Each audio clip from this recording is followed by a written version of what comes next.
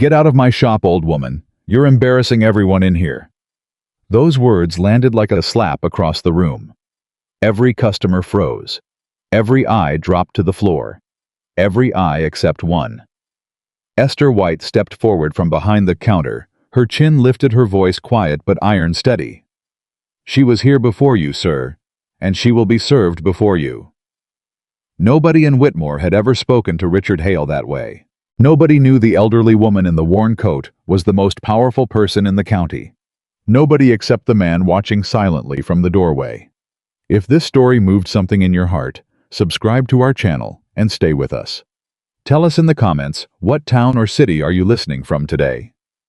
The morning had started like any other in Whitmore. Cold air pressed through the gaps in the market stalls. Frost still clung to the cobblestones where the night had not yet released them. The linen shop on Merchant Row Hartwell's Fine Fabrics smelled of pressed wool and cedar, and the small brass bell above the door had chimed perhaps a dozen times before 9 o'clock. Esther White had been working since before first light. She was 23 years old, the daughter of a schoolteacher who had died 4 winters ago, leaving her nothing but a sharp mind, a firm moral backbone, and the instinct to notice when something in a room was wrong. She had taken the position at Hartwell's not out of ambition, but out of necessity. The wages were modest, the hours were long, and the customers who came through that door were not always kind to women who stood behind counters. But Esther had learned in those years behind the counter that a person's character was not revealed by what they wore or who their family was. Character was revealed in the small moments, the ones nobody thought were being watched. That morning she was folding a bolt of cream muslin when the bell above the door chimed again. She looked up. An elderly woman stepped inside. Her coat was navy wool, faded at the elbows and collar, but clean, carefully clean, the kind of clean that takes deliberate effort when money for a new coat is not available. Her bonnet was plain straw with a ribbon that had been retied many times. Her gloves had a small darn at the right thumb. She moved slowly with the careful dignity of a woman who had learned that the world offered no particular accommodations for age, and she had stopped expecting any. Esther watched her move to the far end of the counter, away from the other customers, and begin to examine a length of plain linen with quiet concentration. 2 women near the window noticed her and turned back to each other without speaking, but the glance between them said enough. A gentleman near the door. Broad-shouldered, expensive coat. The kind of man who entered rooms expecting them to rearrange around him, looked over his shoulder at the old woman, and then looked away with the particular expression of someone who had just encountered an unpleasant smell. Esther recognized him. Richard Hale, textile merchant. 3rd-generation wealth and a 1st-generation sense of his own importance. She had served him twice before. He had never once looked directly at her when he spoke. She went back to her folding. The elderly woman approached the counter carefully. She set down a small piece of linen she had selected. Good quality, practical, nothing extravagant, and opened her coin purse with both hands. Her fingers were stiff with the cold, and perhaps with age, and she counted her coins, slowly touching each one with deliberate care. "Excuse me," she said softly. Her voice was measured, precise, the voice of a woman who had once spoken in rooms where people listened. "I would like 3 yards of this, please, if you are not otherwise engaged." Esther was about to answer when Richard Hale stepped forward. He did not step forward to be helpful. He stepped forward the way a man steps forward when he believes the space in front of him belongs to him by right. "I was here first." He placed his own selection on the counter with a sharp crack of fabric against wood. "Attend to me." Esther looked at the elderly woman. Then she looked at Richard. "Sir, this lady was at the counter before you." He did not even look at the old woman. "I have been in this shop for 20 minutes. She just walked through the door." "She approached the counter first," Esther said. Her voice was even. "I'll be with you in just a moment." Something shifted in Richard Hale's face. A man accustomed to service does not receive correction gracefully, and he did not receive it gracefully now. "Do you know who I am?" "I do, sir." "Then you understand why this is absurd." He turned then finally and looked at the old woman the way he might look at a piece of furniture that was blocking his path. "She's shopping for pennies. She'll spend 10 minutes deliberating over half a yard of plain linen while my time is wasted." The room had gone quiet. The two women by the window were watching. A young clerk at the far end of the shop had stopped moving entirely. The elderly woman did not respond. She simply lowered her eyes. Her hand still holding the coin purse did not shake, but they had gone very still.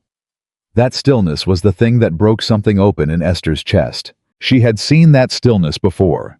In her mother at the end. In people who had learned that the world sometimes requires you to absorb a humiliation in public, without letting your face show what it costs you. She set down the muslin she was holding. "Sir." Her voice was quiet. Absolutely quiet. "Every person who comes into this shop is treated with equal courtesy. That is not a policy I will bend for anyone." Richard Hale stared at her as though she had just spoken in a foreign language. "I beg your pardon." "You heard me." She turned to the old woman and smiled a real smile, not a customer smile. 3 yards of the plain linen, ma'am?" "Yes." The elderly woman's voice was very soft. "Thank you, my dear." Richard Hale did not move for a long moment. Then something hardened in his expression, the look of a man who has decided that a lesson needs to be taught. "You'll regret this." His voice dropped, became precise. "I spend more in this shop in a single month than you earn in a year. Mr. Hartwell will hear about this before the day is out." "That is your right," Esther said. She was already measuring the linen. "And Mr. Hartwell is in the back room if you'd like to speak with him now. I can send for him." The offer surprised him. He had expected her to falter. She had not faltered. He turned, placed his fabric selection on a chair, and walked to the far end of the shop without another word. The two women by the window exchanged another glance, a different one this time. Esther finished measuring the linen, cut it cleanly, and wrapped it in brown paper, while the elderly woman counted out her coins.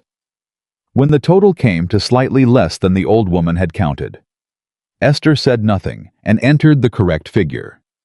It was one of those small adjustments she made, sometimes the ones she never mentioned, the ones that cost her something she didn't have much of. "You are very kind," the elderly woman said. "You came here to buy fabric," Esther answered. "That's reason enough." The old woman studied her for a moment. Her eyes were gray and very clear, the eyes of a woman who had seen a great deal and was still paying close attention to what was in front of her. "What is your name, child?" "Esther. Esther White." "Miss White." She said it with a particular deliberateness, as though she was writing it somewhere. "Thank you." She took her parcel and left. Esther watched her go. Then she turned to the two women by the window, who both found reasons to look down at the fabric in their hands. She went back to her folding. What she did not know, what none of them knew, was that the man in the doorway had seen everything. Oliver Kingsley had arrived at Hartwell's with no particular intention beyond collecting a length of fabric his housekeeper had requested. He was 31, broadly built, dark-haired, with the kind of face that had weathered well, not because life had been easy, but because he had stopped letting it show on his face when it wasn't. He had inherited Kingsley Manor at 26, along with its debts, its tenants, its complicated history, and the unceasing expectation that he perform the role of country gentleman with convincing fluency. He had been standing in the doorway for perhaps 3 minutes before anyone noticed him. In 3 minutes, he had watched a young woman behind a linen counter do something he could not quite name, but recognized immediately as rare. She had not been clever. She had not outmaneuvered Hale with some elegant verbal pirouette. She had simply refused to pretend that what was happening was acceptable, and she had done it without anger, without performance, and without any visible concern for what it might cost her. He had seen politicians with considerably more power fail to manage that with a fraction of her composure. He stepped inside. The bell chimed. Several people looked up, and he saw the moment they recognized him, the small adjustment in posture, the reflexive, polite smiles, the sudden attentiveness. Esther White did not look up from her folding. He approached the counter. She finished the fold, set the fabric aside, and looked at him with the same calm, direct expression she had given everyone else that morning. "Good morning, sir. What can I help you with?"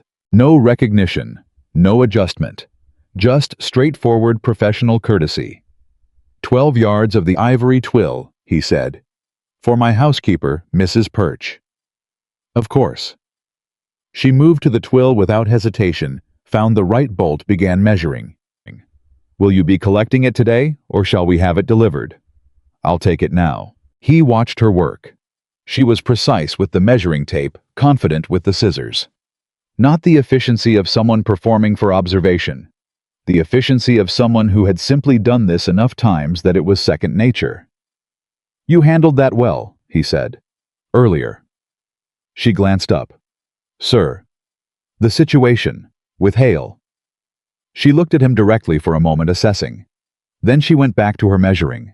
That man was rude to someone who deserved better. There wasn't much handling required.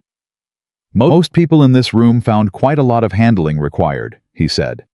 They handled it by looking at the floor. A pause.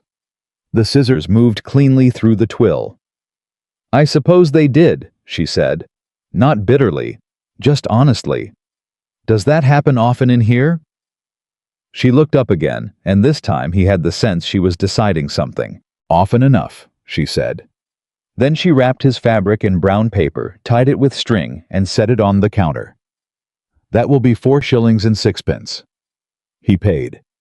She counted back the change with the same unhurried precision. Miss Fong White, she said. Esther White. He looked at her for a moment. Oliver Kingsley. Something crossed her face. Not the sudden deference he was accustomed to.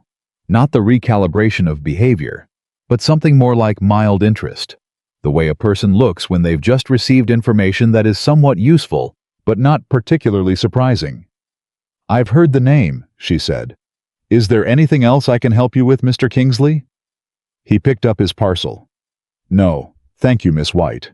He walked out into the cold morning with the distinct impression that the woman behind that counter was the most interesting person he'd spoken to in months. He found himself back in Whitmore 3 days later. He told himself it was on account of some business with the solicitor's office. The solicitor's office was on the other side of town from Merchant Row, and he walked past Hartwell's on his way back, which was not technically on his way back, but involved only a minor deviation. He did not go inside. He walked past the window and saw her behind the counter, listening attentively to a woman who was explaining at considerable length what shade of blue she was looking for, and Esther was nodding and asking questions, and not once looking impatient. He kept walking. He came back a week after that. This time, he had a legitimate reason Mrs. Perch needed thread, which was true, although Mrs. Perch had also said she could send the footman. Oliver had said he would go himself. Esther was helping an elderly man when he arrived, someone who moved with a cane and seemed to be having some difficulty explaining what he wanted. Oliver watched her figure it out, asking questions, showing samples, demonstrating patience of a particular quality that was not practiced but simply present. When she came to help him, he bought the thread and a length of ribbon he had no particular use for, and asked her in passing whether she had always been in Whitmore. My whole life, she said. My father taught school here. And he's retired now. He died 4 years ago. She said it simply without apology, without the performance of grief that sometimes makes other people more comfortable.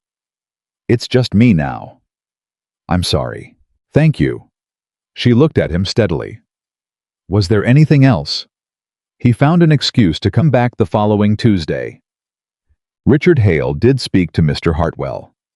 He spoke to him at length the following morning, in a tone that suggested what had happened in the shop was a matter of serious professional consequence.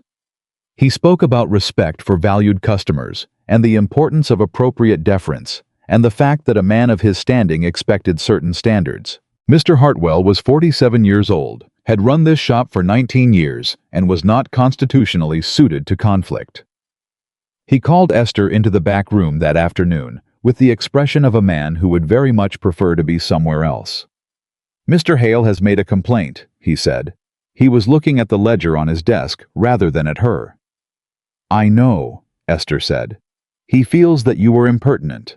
I served the customer who reached the counter first. I told Mr. Hale he would need to wait his turn. Hartwell rubbed the back of his neck. Hale's account is worth considerable money to this shop, Esther. I understand that. He suggested that if this, he stopped, tried again. He's implied there may be consequences if his concerns aren't addressed. The silence held for a moment. "What would you like me to say to you, Mr. Hartwell?" Her voice was steady, not challenging, genuinely asking. He looked up then. In his eyes she saw something honest, not unkindness but fear, and the awareness of his own fear, and a small amount of shame about it. "I would like you to say that you'll exercise more judgment in future," he said quietly. "I exercised my judgment precisely," she said. "An elderly woman was being humiliated for no reason. I declined to allow it to continue. If that is a problem for the shop, then I understand the position it puts you in. But I cannot tell you I'll let it happen again, because I won't." Hartwell looked at her for a long moment. Then he sighed. "Go back to the counter," he said. "We'll see." She went back to the counter. Hale's account did not disappear. He sent his assistant to collect his order the following week. The week after that he came himself, and Esther served him without reference to what had passed, and he accepted the service without reference to it either, and that was the end of it, which was in Esther's experience how these things usually went when a person stood firm. What she could not know was that she was being observed more carefully than she realized. The elderly woman in the worn coat had not left Whitmore. She had in fact not lived far from Whitmore for the better part of 20 years. She had a house on the far edge of the county that most people knew as Ashfield, and she had staff, and she had a name that when spoken in certain rooms produced an immediate and visible effect on the people in them. Her name was Margaret Kingsley. She was Oliver's great-aunt. She was also, as anyone who had known her for more than a quarter of an hour could attest, among the most quietly formidable people in 3 counties.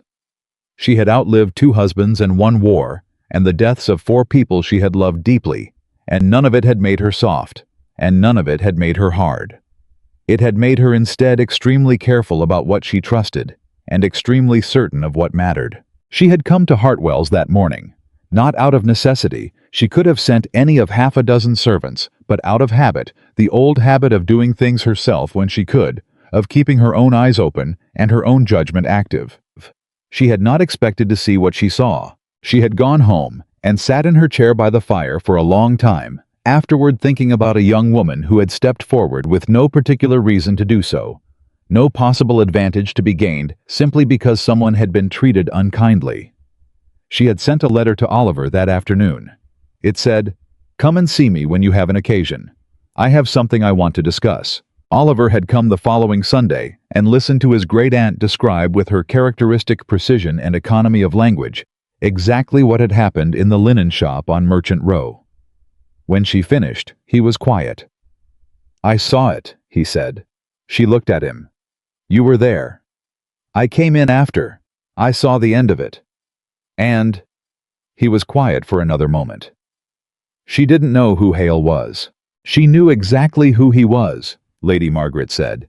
"She told me afterward she recognized him immediately." Something settled in his expression. "Then she knew what it would cost her." "Yes." His great-aunt looked at the fire. "She knew exactly what it would cost her, and she did it anyway, because the alternative was to watch an old woman be humiliated without consequence." The silence held between them. "I've been back to the shop a few times," Oliver said. Lady Margaret looked at him with the particular expression she reserved for when she was pretending not to find something interesting. "Have you?" "To collect things. For Mrs. Perch." "Mrs. Perch," she repeated with the same neutral tone. "She's very capable," he said. "Miss White. Very direct." "Yes," Lady Margaret said. "She is." He picked up his tea. "She has no idea who you are." "No, she still doesn't. I would prefer to keep it that way for the moment." He looked at her. "Why?" "Because I want to see who she is when there's nothing to gain from being kind." His great-aunt settled back in her chair. "We've already had that answer once. I'm curious to see if it holds." It held. In the weeks that followed, there were a handful of other moments, smaller ones, less dramatic, but consistent in the way that mattered. A delivery boy who came to the shop and was spoken to rudely by a customer, and Esther who said quietly, "That boy is doing his job, and he's done it well. Please don't speak to him that way." A young woman clearly not wealthy, who came in to look at fabric she could not afford, and who was made to feel her looking was an imposition, and Esther, who spent 20 minutes with her anyway, showing her samples and talking about color and cut, not as a customer, but as a human being. Small moments. But the same person doing the same thing without audience and without benefit. Oliver found reasons to be in Whitmore with increasing frequency. He told himself it was the solicitor, the land agent, the various practical concerns of the estate. There were always practical concerns of the estate. Kingsley Manor was not a small operation, and a conscientious landlord could always find legitimate reasons to be in town. The difficulty was that he was not primarily thinking about the estate when he walked into Hartwell's Fine Fabrics on a Tuesday morning. I was thinking about the way she answered a question. The way she looked at you when you spoke, not politely. Attentive but actually listening, actually present, as though what you were saying was being genuinely considered rather than merely received. The way she could be completely professional and completely authentic at the same time, which was in his experience an exceedingly rare combination. How was also, he admitted to himself, thinking about the fact that she treated him with exactly the same straightforward courtesy she offered everyone else, which should not have been remarkable, and yet was. She knew who he was. She was not unaware that Kingsley was a name that carried weight in this county. But she did not angle herself toward him, did not shape her manner to accommodate his position, did not offer him anything beyond ordinary good service, and occasionally the kind of honest conversation that required no particular effort to navigate, because she said what she meant and listened carefully to what he said. One Tuesday in November he came in, and the shop was quiet, and she was reading behind the counter. He looked at the book. Cowper's Poems. "Do you read much?" he asked. "When I can." She set the book aside, not with apology, but without any particular reluctance. "My father had a good library. I kept what I could after he died." "What else?" She glanced at him. "Pardon. What else do you read besides Cowper?" A pause. Something in her expression shifted, not quite suspicion, but a kind of careful consideration, as though she was deciding whether the question was genuine or social. Apparently she decided it was genuine. "History," she said. "Natural philosophy when I can find it. Mrs. Radcliffe sometimes, though I find the heroines try my patience." He laughed, a real laugh, not a social one. "Why? Because they faint," she said. "At critical moments. When there is something important to be done, they fall unconscious, and then someone has to rescue them. And I always find myself thinking, you were right there. You could have just—" She stopped. Something like self-consciousness crossed her face. "I'm sorry. You asked a simple question." "I asked because I wanted to know," he said. "And I'd like to hear the rest of it."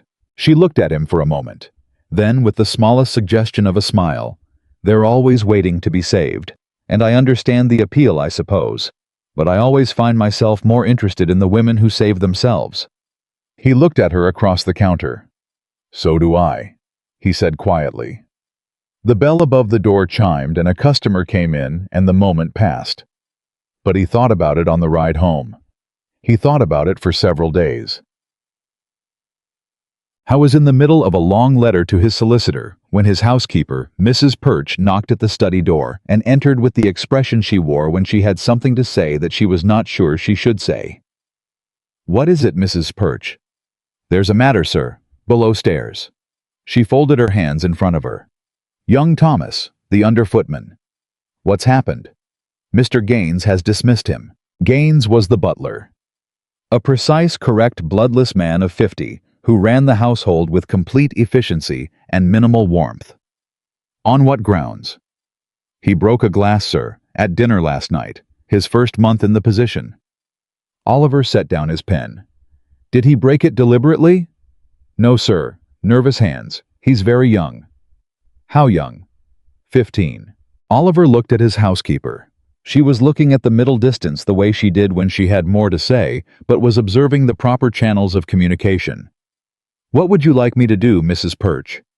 "It isn't my place to say, sir." "Humor me." A pause.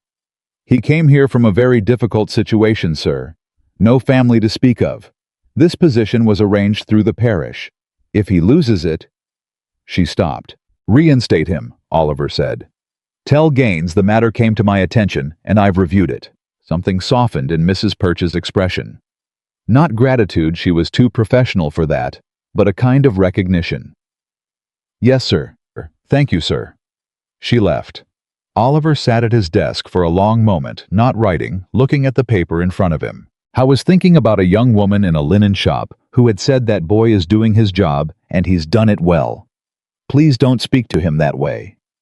He was thinking about the particular quality of her attention to the people who came through that door. The delivery boys, the elderly men with canes, the women who came to look at fabric they couldn't afford. The consistency of it. The absence of performance. I was thinking about what it meant to pay attention to the world in a particular way, not because it was strategic, not because there was an audience, but because that was simply how you moved through the world. He picked up his pen and went back to the letter. But the thought stayed with him, settling somewhere beneath the practical concerns of the day, persistent and quietly insistent, that there was a kind of character he had been looking at from a distance for months, and it was beginning to feel like the most important thing he had seen in a very long time. The letter from his great-aunt arrived on a Thursday. Oliver, I intend to have a small gathering at Kingsley Manor on the 14th. 10 or 12 people, nothing elaborate. I would like you to extend an invitation to Miss Esther White of Hartwell's. I have my reasons. Come early and I will explain them. He read it 3 times. Then he sat back in his chair and looked at the ceiling, and felt for the first time in a long time that something in his life was about to become considerably more complicated in the particular way that things become complicated when they begin to matter. He wrote back, I will come early, and I will extend the invitation. He rode into Whitmore the following morning. The bell above the door chimed. Esther looked up from the counter. Mr. Kingsley. No adjustment, no performance. Just, good morning.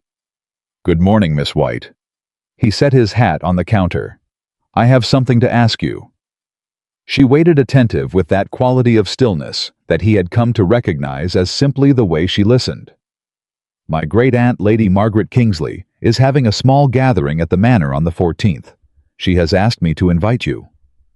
A pause. Something moved through Esther's expression, careful, considered, honest. That's a very kind invitation, she said. But I'm not quite sure I understand it. She met you, he said, some weeks ago. She wanted to know you better. Where did she meet me? He looked at her steadily. In this shop, he said. She was here one morning. You helped her. Esther was quiet for a moment. Then something settled in her face.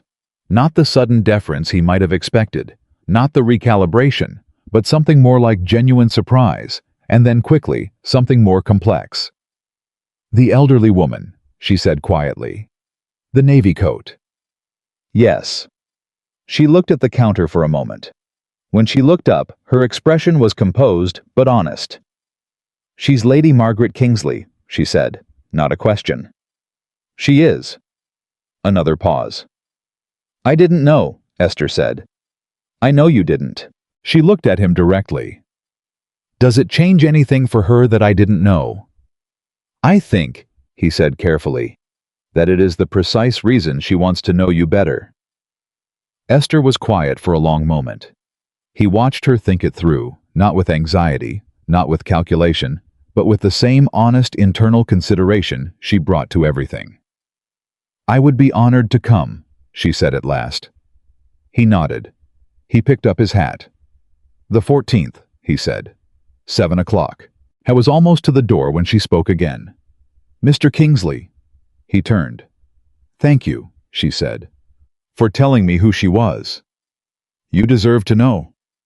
He walked out into the cold morning, and the bell chimed once above the door, and the sound of it followed him down Merchant Row, and stayed with him small and clear all the way home. The 14th arrived with a hard frost that turned the fields around Kingsley Manor silver by morning, and had not fully lifted by evening. Esther had spent 3 days deciding what to wear. Not because she was vain, she was not, but because she understood with the practical clarity she brought to most things that arriving at a gathering hosted by Lady Margaret Kingsley required a level of thought that her wardrobe was not ideally equipped to support. She owned 2 good dresses. One was the gray wool she wore to church, which was respectable but severe. The other was a deep blue cotton with a fitted bodice that she had made herself 2 winters ago from fabric she had set aside from a bolt with a small flaw at one end that Mr. Hartwell would have otherwise discarded. She wore the blue. She pinned her hair carefully without any particular ornamentation because she did not own any. She looked at herself in the small mirror above her washstand for perhaps 30 seconds, decided she looked like what she was, which was a woman of modest means who had dressed carefully and with dignity, and went downstairs to wait for the carriage Oliver had arranged. The carriage arrived on time. The driver was polite. She sat in the interior alone watching the frozen fields move past the window and thought about what she was walking into. She was not naive. She understood the machinery of social gatherings among people of property, the subtle assessments, the strategic positioning, the conversations that appeared to be about one thing and were actually about something else entirely. She had witnessed enough of it across the counter at Hartwell's to know the patterns. She was a shopkeeper's assistant arriving at a manor house. She was going to be looked at and evaluated. She could not prevent that. What she could control was whether she arrived pretending to be something she wasn't, or whether she arrived as herself and let people make of it what they would. She decided somewhere between the 2nd and 3rd mile of frost silver fields that she was going to be exactly herself. And if that was not sufficient for Lady Margaret Kingsley's gathering, then she would have her answer clearly and early and could return to her life without having wasted very much time on the uncertainty. The manor appeared at the end of the drive, long low stone, with lit windows that turned the frost gold. "I said I would," she answered. She took his arm. "I don't usually say things I don't mean." "No," he said. "I've noticed." They went inside. The entrance hall was warm after the cold of the drive and bright with candles, and there were perhaps 11 or 12 people already assembled in the rooms beyond the sound of conversation drifting out in comfortable waves. Oliver kept a light hand at her arm and steered her through the hallway with the particular awareness of a man who was managing several things simultaneously and doing it well. Lady Margaret was standing near the far end of the main room when they entered, and she looked up at the precise moment Esther crossed the threshold. Their eyes met. Something happened in Lady Margaret's expression, small and swift and entirely genuine, a kind of recognition. Then she composed herself and moved across the room toward them with the unhurried authority of a woman who had long since ceased to care whether other people adjusted their behavior for her because they invariably did. "Miss White." She took both of Esther's hands in hers. Her grip was firm. Her eyes were the same clear gray they had been across the counter at Hartwell's, attentive, intelligent, and entirely without performance. "I am very glad you came." "Lady Margaret." Esther did not curtsy. It was not calculated defiance, it simply did not occur to her in the moment, and she met the older woman's eyes directly. "I understand now why you didn't introduce yourself that morning." A pause. Then Lady Margaret smiled a real smile, the kind that involved her eyes. "Do you disapprove?" "No," Esther said honestly. "I understand it. You wanted to see who people were when there was no reason to be kind to you." The older woman studied her for a moment. "And what did you conclude about yourself?" Esther considered this. "That I'm the same either way. I'm not sure whether that's a virtue or simply a limitation of imagination." Lady Margaret laughed. It was a short, genuine sound, surprised out of her.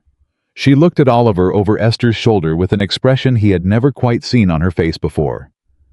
"Come," she said, keeping Esther's hand. "Let me introduce you." The introductions were in several cases exactly what Esther had anticipated.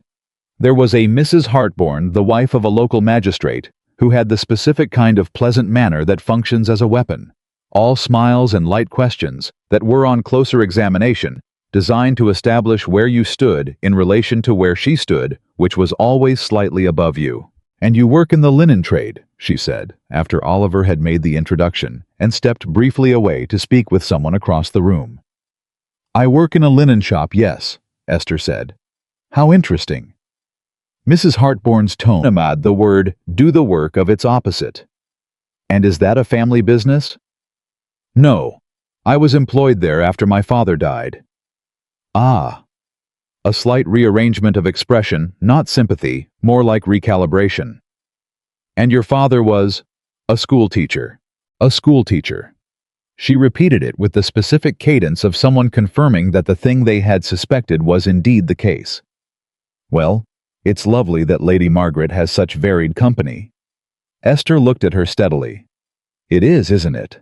She said it without inflection, not agreement, not challenge. Just a clean, flat response that offered Mrs. Hartborn absolutely nothing to work with. The woman's smile held for a moment, then she found a reason to turn toward the person on her left, and Esther felt the space open up around her and breathed. A hand appeared at her elbow, Oliver's. Hartborn, he said quietly close to her ear. Completely manageable, she said. He gave a quiet exhale that was almost a laugh. Good. Come meet someone more worth your time. He introduced her to a Dr. Fenwick, a lean, angular man in his 50s who studied natural history and who, the moment he discovered Esther, had read Cowper and had opinions about natural philosophy, abandoned all social pretense, and began discussing the migratory patterns of a particular bird species, with the focused enthusiasm of a man who had finally found an audience that would not excuse itself after 90 seconds. Esther engaged with complete sincerity. She asked genuine questions. She had read something that touched the edges of the topic, she said, in a pamphlet from her father's collection. And did he think that the behavior changed in response to Oliver, watched them from across the room with a glass of claret, and an expression that had gradually over the course of the evening been moving toward something he was not yet prepared to name. Richard Hale arrived late. Oliver saw him first and felt the particular internal shift of a man who has just realized that a situation he thought was under his management has expanded beyond its expected parameters. He had not known Hale would be here. He had not thought to ask his great-aunt. He should have asked. He moved across the room to Lady Margaret's side. Hale is here, he said quietly. Yes. She was watching Esther across the room, who was still speaking with Dr. Fenwick. I invited him. He looked at her. You invited him deliberately. I wanted to see what he would do. She was still watching Esther. And I wanted to see what she would do. Oliver's jaw tightened. That is not a comfortable experiment for her to be part of without her knowledge. No, his great-aunt agreed. It isn't. She looked up at him then. Which is precisely why I needed to know how she carries herself under pressure. Anyone can be gracious in a safe room. He did not like it. But he understood it. And he knew with the resigned certainty of a man who had known this woman his entire life, that arguing with Lady Margaret once she had decided something was a particular kind of futile. He positioned himself across the room in a place from which he could see both Hale and Esther, and watched. Hale made his way through the assembled guests with the brisk assurance of a man who considers himself a natural presence at any gathering. He had a glass of wine in his hand before he had spoken to anyone, and he was halfway through it before he looked up and saw Esther White standing near the fireplace talking to Dr. Fenwick. He stopped. His expression moved through surprise, then sharp recognition, then something harder and more deliberate. He crossed the room toward her. Dr. Fenwick was mid-sentence when Hale stepped into the conversation without invitation. Miss White. His voice had the particular quality of a man establishing territory. I don't believe I expected to see you here. Esther looked at him without surprise. Mr. Hale. This is a different sort of setting from Hartwell's. He smiled the smile that isn't one. I imagine it must feel rather outside your usual circumstances. All new settings are outside one's usual circumstances, Esther said. That's rather the point of them. Dr. Fenwick looked between them with the expression of a man of science who has just observed something more socially complex than he was prepared for and was uncertain whether to stay or retreat. He stayed. To his credit, Hale's smile remained. I believe I owe you something from our last encounter, he said. A word of advice. In settings like these among people of a certain standing, it's generally expected that one knows one's position. Don't you think? The room nearby had not gone quiet. The larger conversation continued around them, but there were people within earshot, and Esther was aware of them. She was aware of Oliver, too, across the room. She could feel him watching without looking at him. She looked at Hale directly. I know my position precisely, she said. I'm a guest of Lady Margaret Kingsley, invited at her request. What is yours in relation to that?" A beat of silence. Hale's smile did not disappear, but it shifted, became something less certain.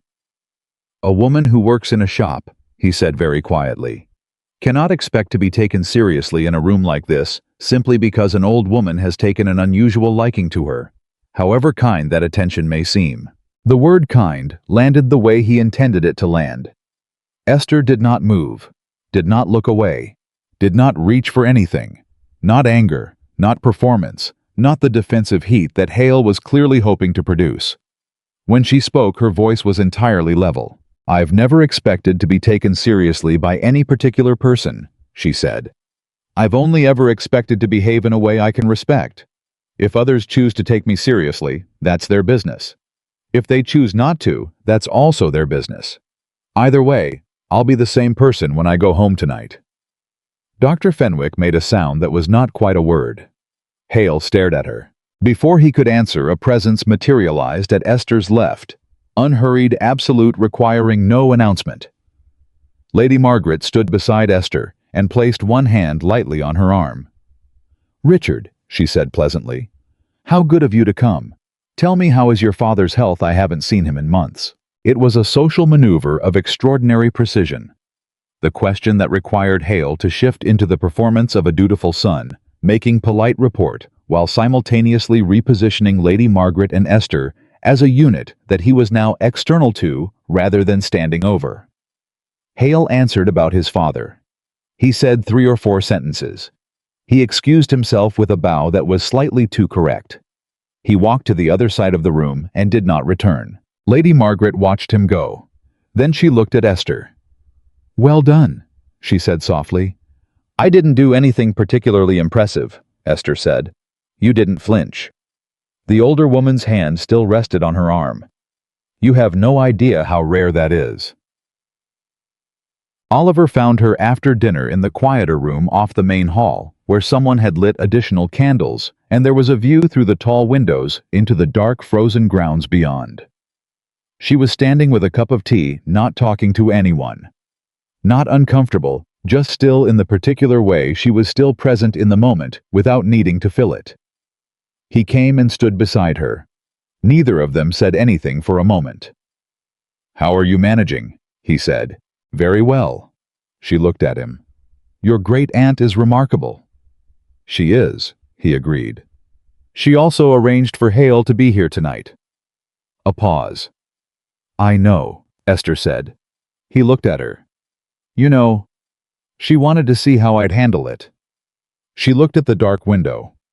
"I don't blame her. If I were responsible for someone's reputation, I'd want to know what they were like under pressure too." I was quiet for a moment.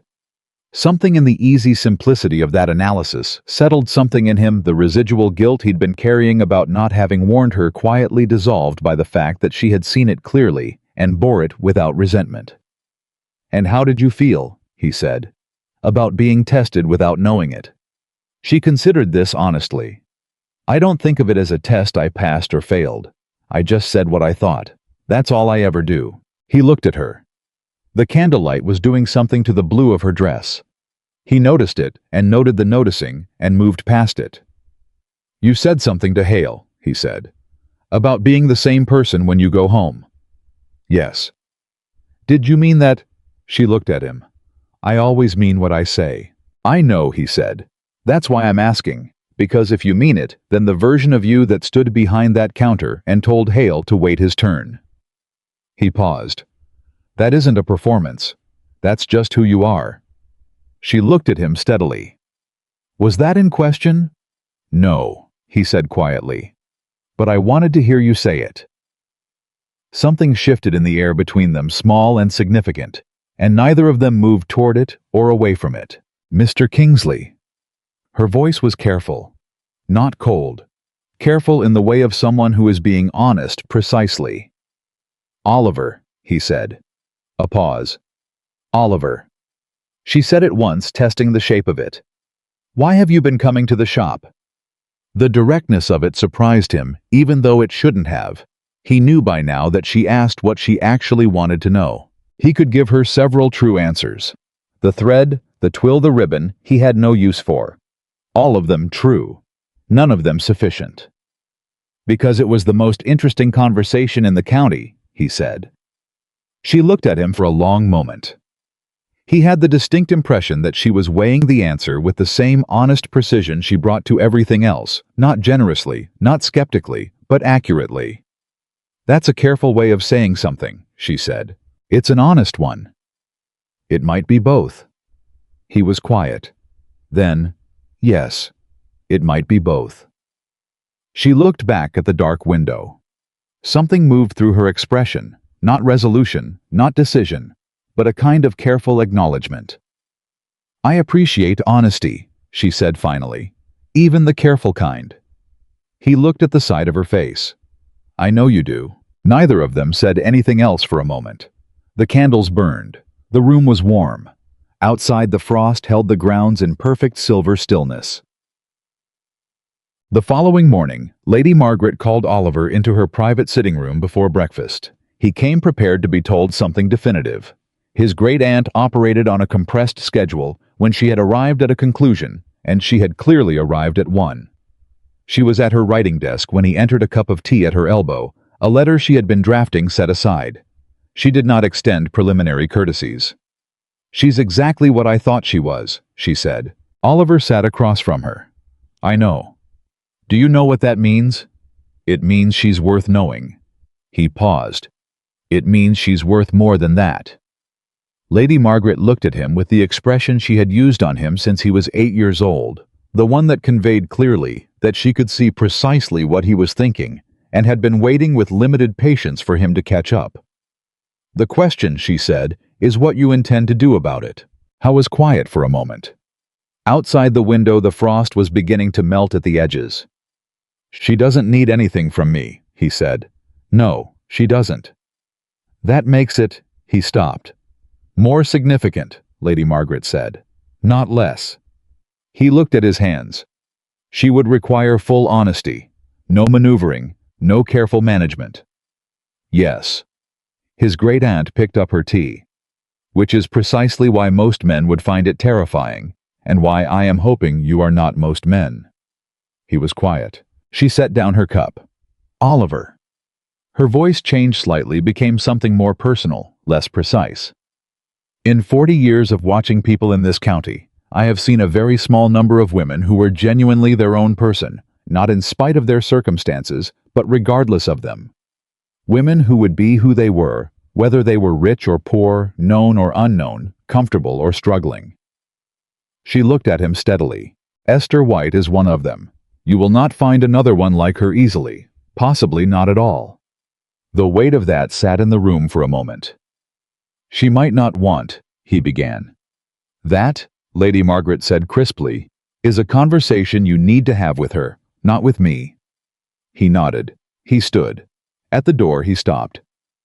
Did you know, he asked, when you went into the shop that morning, did you know she would be the way she was?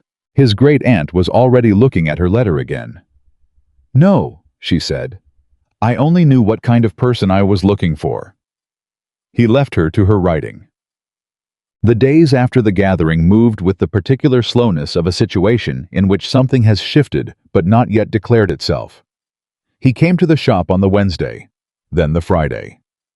Both times Hartwell's was busy, and the conversations were brief and practical, and nothing was said that moved anything forward. What he noticed with growing attention was how she spoke to everyone, the consistency of it. A woman who came in weeping quietly, some private crisis that she had not resolved before needing to run her errands, and Esther, who spoke to her in an undertone for several minutes, not pressing, not prying, just present.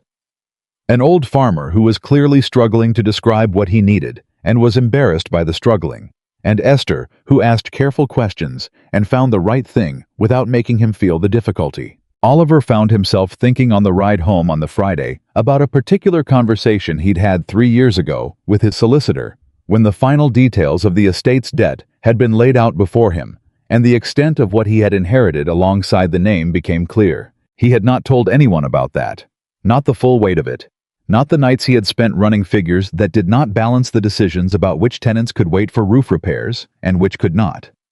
The sale of the East Fields that had been in the family for 80 years, and that he had authorized with a pen stroke and not allowed himself to think about afterward. He had managed it. Was managing it. But he had managed it alone, which was the Kingsley family tradition.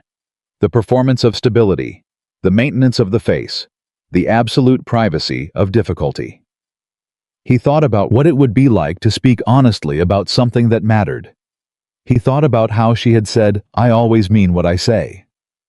On the Monday after he arrived at the shop early before the other customers and asked if she could step outside for a moment, she looked at him, assessed, said yes. They stood outside a few feet from the door, the morning cold around them. "I owe you something more honest than what I said at the gathering," he said. She waited. "When I said it was the most interesting conversation in the county, that was true. It was also not the whole of it." He looked at her directly. "I came back because I wanted to. Because you are—" He stopped, tried again. "Because I've been in rooms with a great many people who were performing something, and I've done a fair amount of performing myself, and I had nearly forgotten that it was possible to simply be somewhere with someone and have it be genuine." She was looking at him with careful attention. "That's what you give," he said, without apparently thinking about it. "Genuine presence.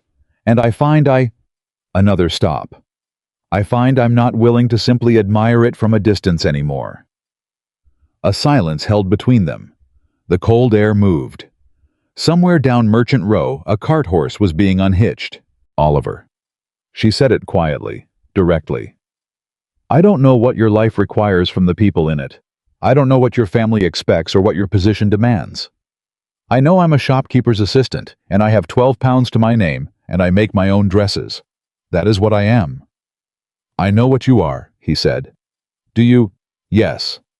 His voice was steady. "I've been paying attention for months." She looked at him for a long moment. Something moved through her expression, that careful internal weighing, that she did the honest consideration that was not distance, but genuine thought. "Then you know," she said, "that I won't pretend to be something I'm not to make things more convenient. Not for anyone." "I know that," he said. "It's not a complication. It's the point." She was quiet. The pause was long enough that he felt the edge of it, the place where uncertainty lived. Then she said, "Walk with me, before the shop opens, 10 minutes. He fell into step beside her on Merchant Row, and they walked in the thin winter morning light, and they talked about his great-aunt, about the gathering, about the things she had noticed, about the things he had noticed, and neither of them said anything final or made any declaration. But by the time they turned back toward the shop door, there was something between them that had not been there before. The particular quality of an understanding that has not yet been named, but is recognized by both parties with equal clarity. She stopped at the door. "Thank you," she said, "for saying it plainly." "You would have found it out anyway," he said. "You see everything." Something moved through her face, warmth carefully contained but present. "Not everything," she said. "Not always." She went inside. The bell chimed once above the door. He stood on Merchant Row in the cold morning, looking at nothing in particular, and felt not happiness exactly, not yet, but the clean, honest precursor to it, the sense of something real within reach, and the knowledge that reaching for it would require courage. He was not entirely certain he had, and the absolute conviction that he was going to try anyway. Mrs. Hartborn was the one who started talking. This was in retrospect entirely predictable. Mrs. Hartborn collected information about other people the way some people collected silverware, obsessively, systematically, and with great attention to provenance. She had noticed Oliver at the gathering. She had noticed him standing beside Esther White for rather longer than could be attributed to politeness. She had noticed the particular quality of his attention when Esther spoke, and she had filed all of it away with efficient precision and said nothing until she had a sufficient audience for it to land with proper impact. She found that audience at a small luncheon 3 weeks after the gathering, hosted by a woman named Cecily Marsh, who was young and pretty and had been brought from London 2 seasons ago on the general understanding that she and Oliver Kingsley would in the fullness of time come to an arrangement. No arrangement had been made explicit, but the understanding was widespread, as understandings of that kind tend to be in small communities where people have observed each other's lives at close range for years and taken an active interest in the plot. Mrs. Hartborn mentioned at the luncheon that she had found the gathering at Kingsley Manor simply delightful, and that Lady Margaret had such interesting taste in guests, and that she had spoken briefly with a quite striking young woman, a Miss White, who worked in the linen shop on Merchant Row, who seemed to be a particular favorite of both her ladyship and her nephew. Cecily Marsh heard this and said very little, which was the most dangerous possible response. Oliver did not know about the luncheon. Esther did not know about the luncheon. But 2 days after it, Cecily Marsh arrived at Hartwell's Fine Fabrics with 2 companions and spent 45 minutes examining fabric she clearly had no intention of purchasing while observing Esther White with the specific attention of a woman who has received a piece of information and is attempting to evaluate its significance. Esther was aware of being observed. She was not unaware of who Cecily Marsh was. The county was not large, and the name had come up more than once in the shop, usually in connection with Oliver Kingsley. She served the 3 women with complete professionalism. She answered questions about fabric weights and dye lots with genuine expertise. She offered no warmth beyond what the situation called for, and showed no particular awareness of the assessment taking place. When they left, Mr. Hartwell appeared from the back room.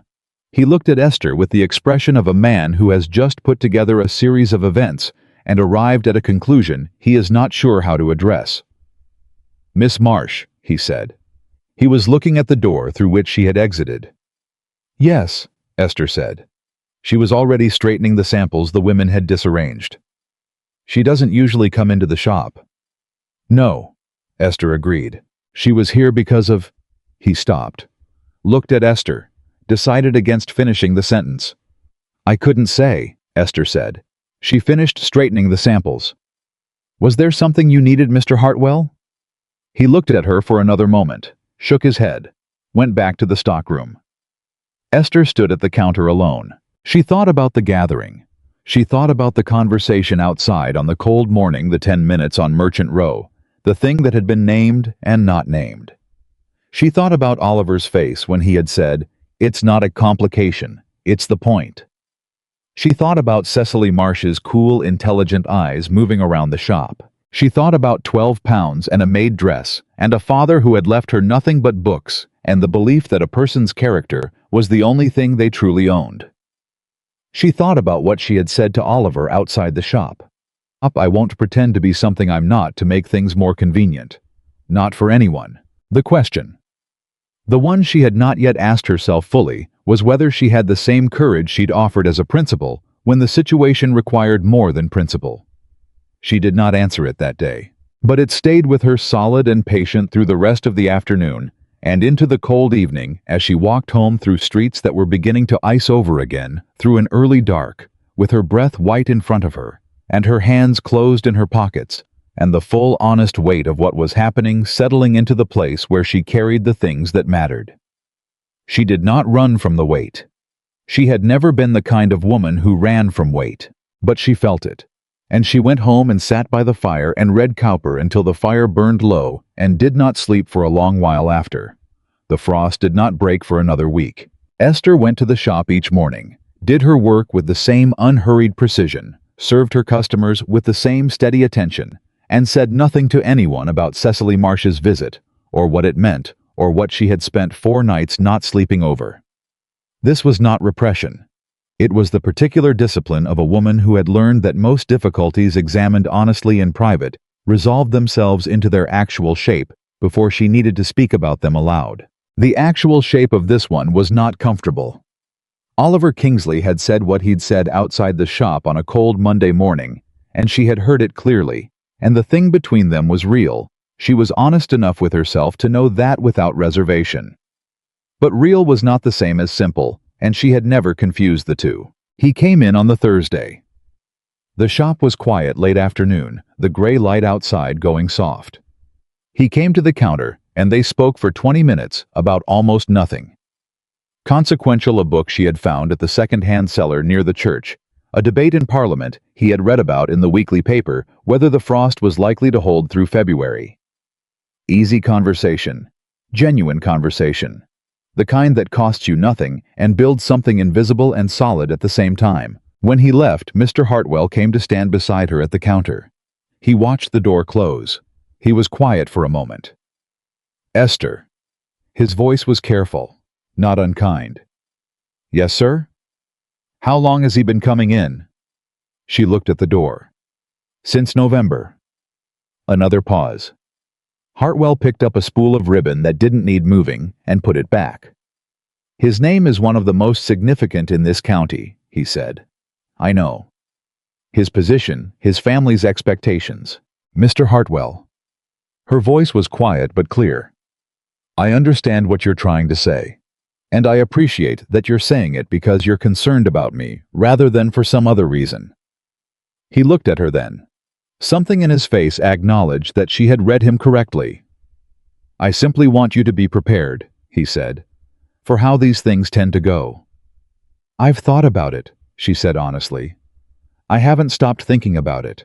He nodded, picked up the ribbon again, set it down. "You're the best assistant I've ever had," he said with the gruff abruptness of a man who finds sincerity difficult to deliver without a container for it.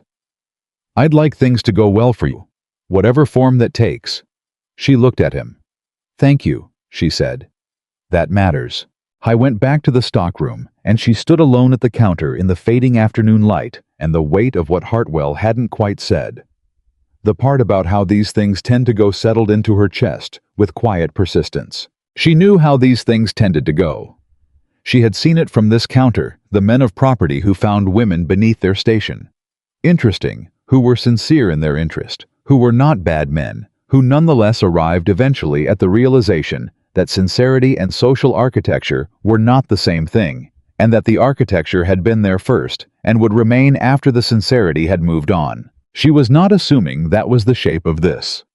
She was not a woman who assumed the worst as a protective measure, but she was a woman who looked at things honestly, and honest looking required acknowledging what was there. The frost held through the weekend. On Saturday, a letter arrived. It came to the shop, which surprised her. He had not written to her before. The envelope was sealed with plain wax, no crest, and the handwriting was plain and direct, matching the man. "Miss White, I wondered if you might do me the honor of walking with me Sunday afternoon, if the weather permits, and if you are free. I have something I'd like to say that deserves more than 10 minutes on Merchant Row." "Okay." She read it twice, set it on the counter, read it again. She wrote back that afternoon, Mr. Kingsley Sunday would suit. 2 o'clock. E.W. She handed the reply to the delivery boy, and did not allow herself to think too carefully about it for the remainder of the afternoon, because careful thinking about it was not going to produce anything more useful than the decision she had already made, which was to go and hear what he had to say and respond to it honestly. Sunday arrived. The frost had softened overnight, not gone, but gentler, the ground more sound underfoot. She put on her wool coat and walked to the edge of the lane at the east end of town, where they had agreed to meet, and he was there before her, which she had begun to expect. They walked. The lane stretched between bare-hedged fields, and the sky was the particular white of winter in England, that is not quite overcast, not quite clear, and the air was cold enough to be honest. He did not begin immediately. She did not prompt him. This was one of the things she had come to value in him. He did not fill silence with noise, simply because silence was present. When he spoke carefully. "My estate has debts," he said. "Significant ones. I inherited them with the property. I've been managing them for 5 years, and I expect to have the major portion resolved within another 3.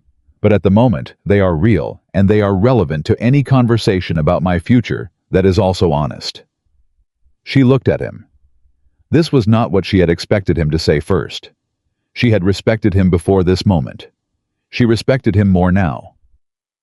"Why are you telling me that?" she asked. "Because you deserve to know the actual situation before—" He paused. "Before anything else is said.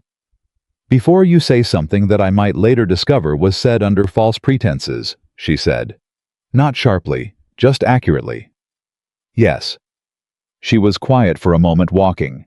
The lane curved slightly left ahead of them. "How bad was it?" she asked. "When you inherited?" "Bad enough that I spent the first 3 months unable to sleep." He was looking ahead. There were tenants I couldn't repair roofs for in winter because the capital wasn't available. I sold 80 acres of Eastfield that had been in the family since my grandfather's time. I reduced staff by a third. A pause. I don't say this for sympathy. I say it because it is what the last 5 years have actually been, and I've told almost no one. She thought about that. The performance of stability, the maintenance of the face. You've been carrying it alone, she said. Yes. Why are you telling me? He stopped walking. She stopped beside him. He turned and looked at her directly with the particular quality of honesty that does not seek permission and does not arrange itself for effect. Because I have spent 5 years surrounded by people who want something from the name or the estate or the position, he said. And I came into a linen shop in November and watched a woman defend a stranger with no audience and no advantage. And I have been coming back every week since, because you are the first person in 5 years who has made me feel that speaking honestly might be received honestly. The cold air moved around them. In the field to their left, a crow landed on a fence post and then left again. Oliver. Her voice was quiet. I am a woman who makes her own dresses and earns 17 shillings a week. If your honest situation and my honest situation are going to be part of the same conversation, you need to know that what I am is what I am. No portion of what I don't have is going to become what I have because of proximity to what you have. I won't let that shape what happens between us. It can't be the foundation. I know that. Do you know what people will say? Yes. Does it matter to you? He was quiet for a moment, that was just long enough to be real, rather than performed. It matters to me what my great-aunt thinks, he said. You know what she thinks. It matters to me what I think. And I think... He stopped, tried again. I think you are the most genuinely good person I have encountered in a very long time. And that goodness is not a quality I'm willing to walk away from because of what Mrs. Hartborn will say at her next luncheon. Something shifted in Esther's chest. Not capitulation. Not the surrender of reason to feeling. Something more honest than either the recognition that she had been preparing herself to be wise and careful and self-protective, and that all of that preparation was valid and would remain available to her, and that she had also simply fallen for him some weeks ago in the quiet way that happens when you are paying attention to something real. She had not admitted it to herself until this moment. She admitted it now. I'm not going to be easy to be with, she said. Something moved through his face, not relief exactly, but a kind of settling. I don't want easy, he said. I've had easy. Easy is people agreeing with me because of my name. She looked at him. I'll tell you when I think you're wrong. I hope you will. And I won't pretend to find things acceptable that I don't find acceptable regardless of what is customary. Esther. His voice had dropped slightly, the quality of a man arriving at something he has been moving toward for months. I know who you are. I have been paying attention. I know you. She looked at him for a long moment. Then she said, Then you also know that what I'm about to say I mean. Yes. I think you are worth this, she said. This risk, this complication, the weight of it. She held his gaze. And I am not a woman who says that lightly. The quiet between them was the particular quality of two honest people who have arrived at the same place from opposite directions and recognized it. He did not reach for her hand. Not yet. But he turned, and she fell into step beside him, and they walked back down the lane in the thin winter light, with something between them that was new and real, and already, despite everything, entirely solid. It was Lady Margaret who saw the trouble coming first. She called Oliver to Ashfield 4 days after the Sunday walk. He had told her about it briefly the following morning, and she had listened with the expression of a woman receiving information she had already largely inferred. She congratulated him with a brevity that suggested she considered the development a matter of when rather than if, and moved on. Now she was sitting in her chair by the fire with her hands folded and her expression carrying something more serious. "Sit down," she said. He sat. "Cecily Marsh's mother called on me yesterday," she said. The name landed in the room. He was quiet for a moment. "And she was very pleasant, very cordial. She spoke about the winter, about the local roads, about a new family that had come to the Grange. Lady Margaret looked at the fire. She did not once mention Cecily or you by name. She did not need to. The visit was the message. He set down his tea. What precisely is the message? That certain people in this county have certain expectations, that those expectations are long-standing and have been reasonably inferred from the social behavior of the Kingsley family over several years, and that recent developments have introduced an uncertainty that is causing discomfort. There was never a formal arrangement, he said. No, there wasn't. Lady Margaret looked at him. But there was an understanding, and you participated in that understanding by your behavior, your visits to the Marsh family, your attendance at the events where Cecily was present, your failure to indicate that the direction was not something you intended to pursue. His jaw tightened. I was not deliberately misleading anyone. I know you weren't. You were drifting as people do in the channels that have been prepared for them, not thinking carefully enough about what the drift implied to observers. She paused. I am not criticizing you. I am telling you the situation because you need to understand what Esther is about to walk into. The weight of that dropped into the room. He was quiet. She doesn't know, he said. No. Lady Margaret looked at him steadily. And she needs to. From you. Before someone else decides to tell her in a way designed to do the most damage. He stood. Moved to the window. Stood with his back to her for a moment. She already knows it will be difficult, he said. We talked about it. There is difficult in the abstract, and there is difficult in the specific, his great-aunt said. Right now she knows that people will talk. She does not know that there is a specific woman whose family will feel specifically wronged, and that family has the social weight to make her life in this county genuinely unpleasant if they choose to. He turned. Do you think they'll choose to? Lady Margaret was quiet for a moment. I think Mrs. Marsh is a woman who manages things. I think she would prefer to manage this quietly. But I also think that depends entirely on how the situation develops and whether she feels her family has been handled carelessly.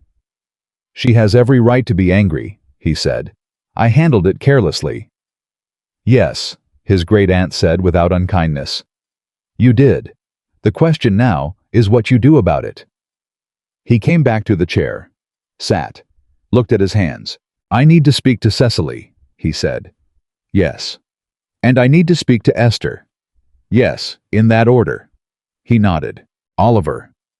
Lady Margaret's voice had shifted again, become the voice he had heard in his childhood, the one that was behind the precision, the one that actually cared.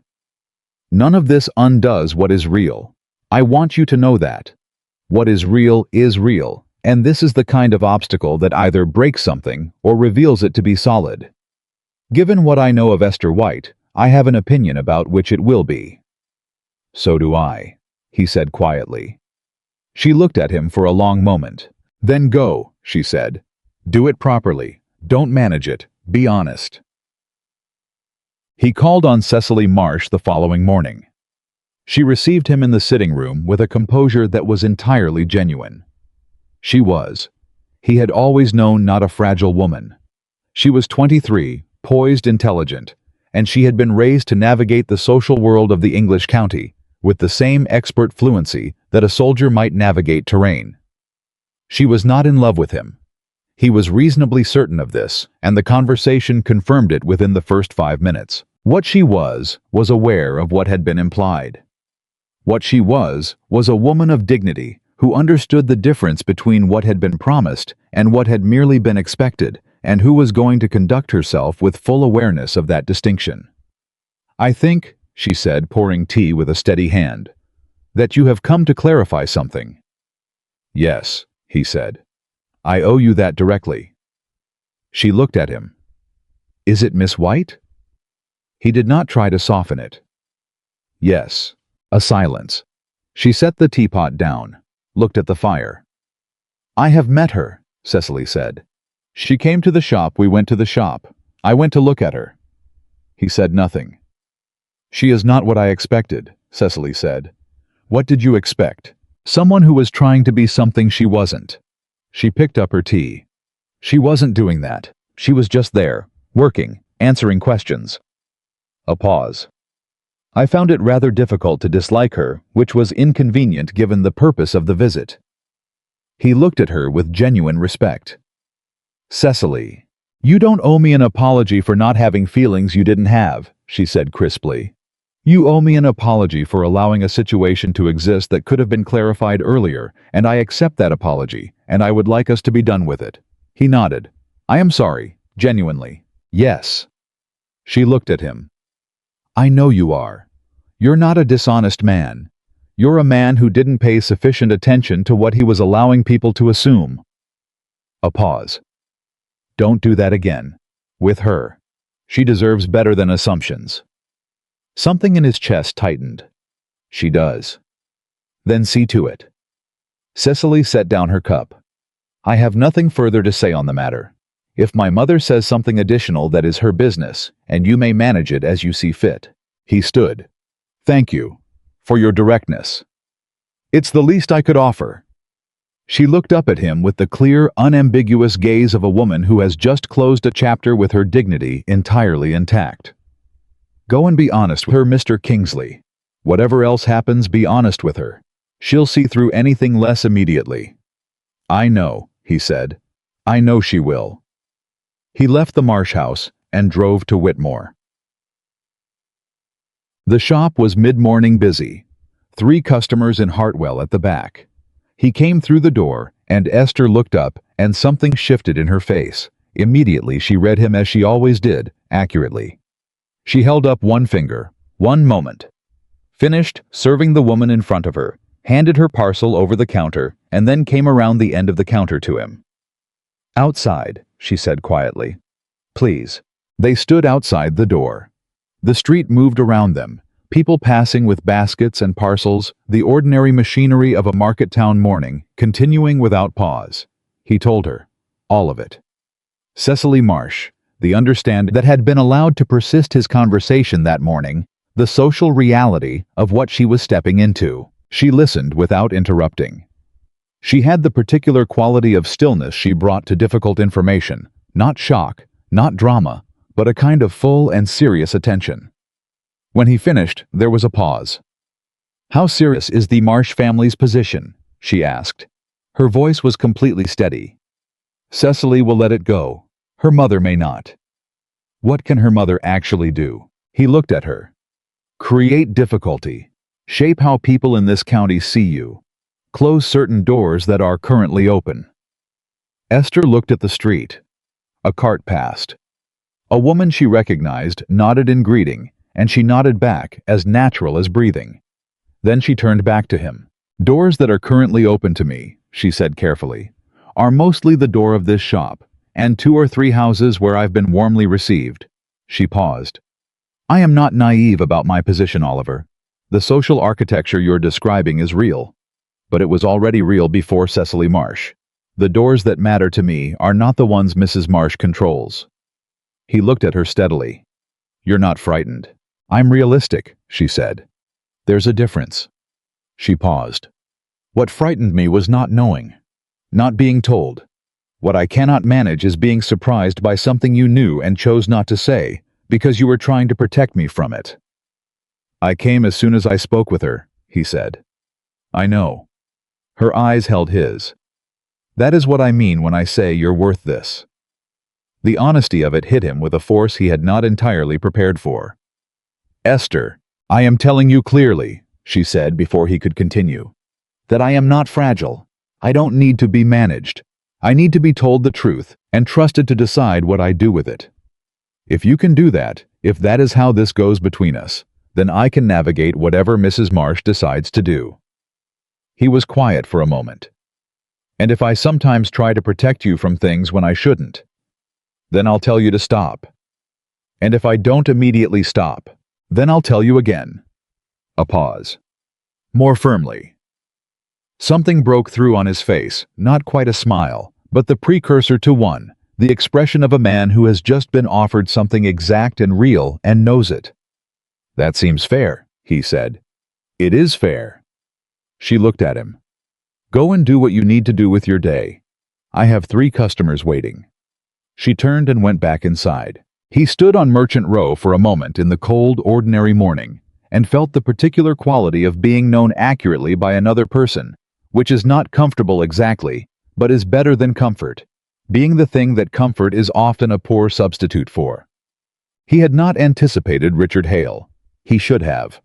Hale's connection to the Marsh family was not close, but it existed. Business arrangements, shared social circles. The kind of overlapping network that in a county of this size creates channels along which information and grievance travel efficiently.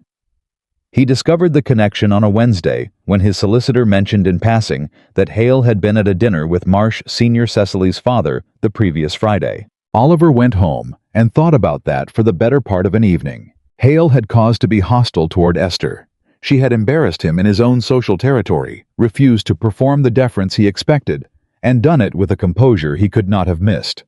That kind of wound in a man of Hale's particular makeup did not heal cleanly. It festered. And a man with a festering wound who found himself in proximity to an opportunity for redress was not a man who could be relied upon to leave it alone. Oliver wrote to his great-aunt that evening. He described what he'd learned. He asked what she thought. Her reply came the next morning, as if she had already been thinking about it. I think Richard Hale is a small man with a long memory, and a need to demonstrate that women who correct him in public come to regret it. I also think he underestimates Esther White considerably, which will ultimately be his disadvantage. But he can do real damage in the short term, and she needs to be warned. Tell her what you've told me. Then trust her to handle it. She has never needed rescuing from her own good judgment. Don't start treating her as though she does. He read the letter twice, went to the shop. This time he waited until closing, knocked at the side door at 5:30 when Hartwell had gone, and Esther was putting the last of the day's work in order. She let him in.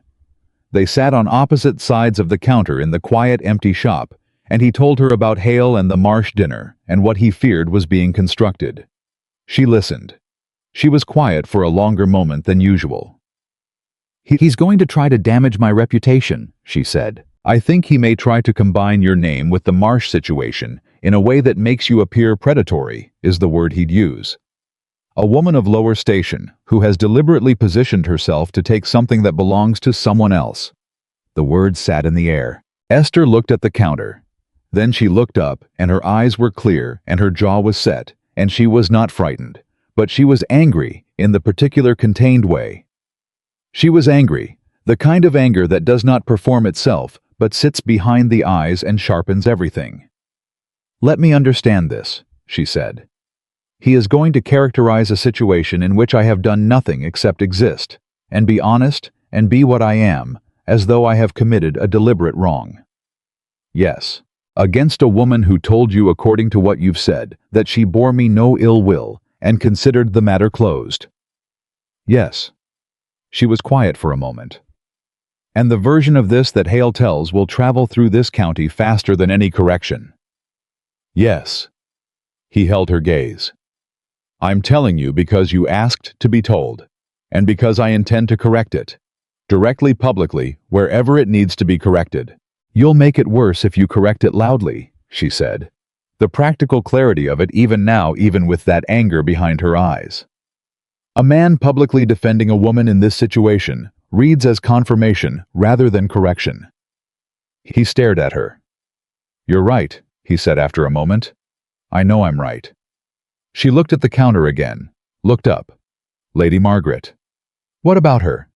She is the only voice in this county that Hale cannot strategically oppose. If the narrative is going to be corrected, it needs to be corrected by someone whose social authority he cannot dismiss. She looked at him steadily. Will she do it? He thought about his great-aunt, about the letter she had written him that morning, about the woman who had gone into a linen shop without her title to see who people were when there was nothing to gain from being kind. Yes, he said, she will do it. Then that is the answer. Esther's voice was measured calm, the voice of a woman who has looked at the shape of a problem and found the solution and is not interested in additional drama around it.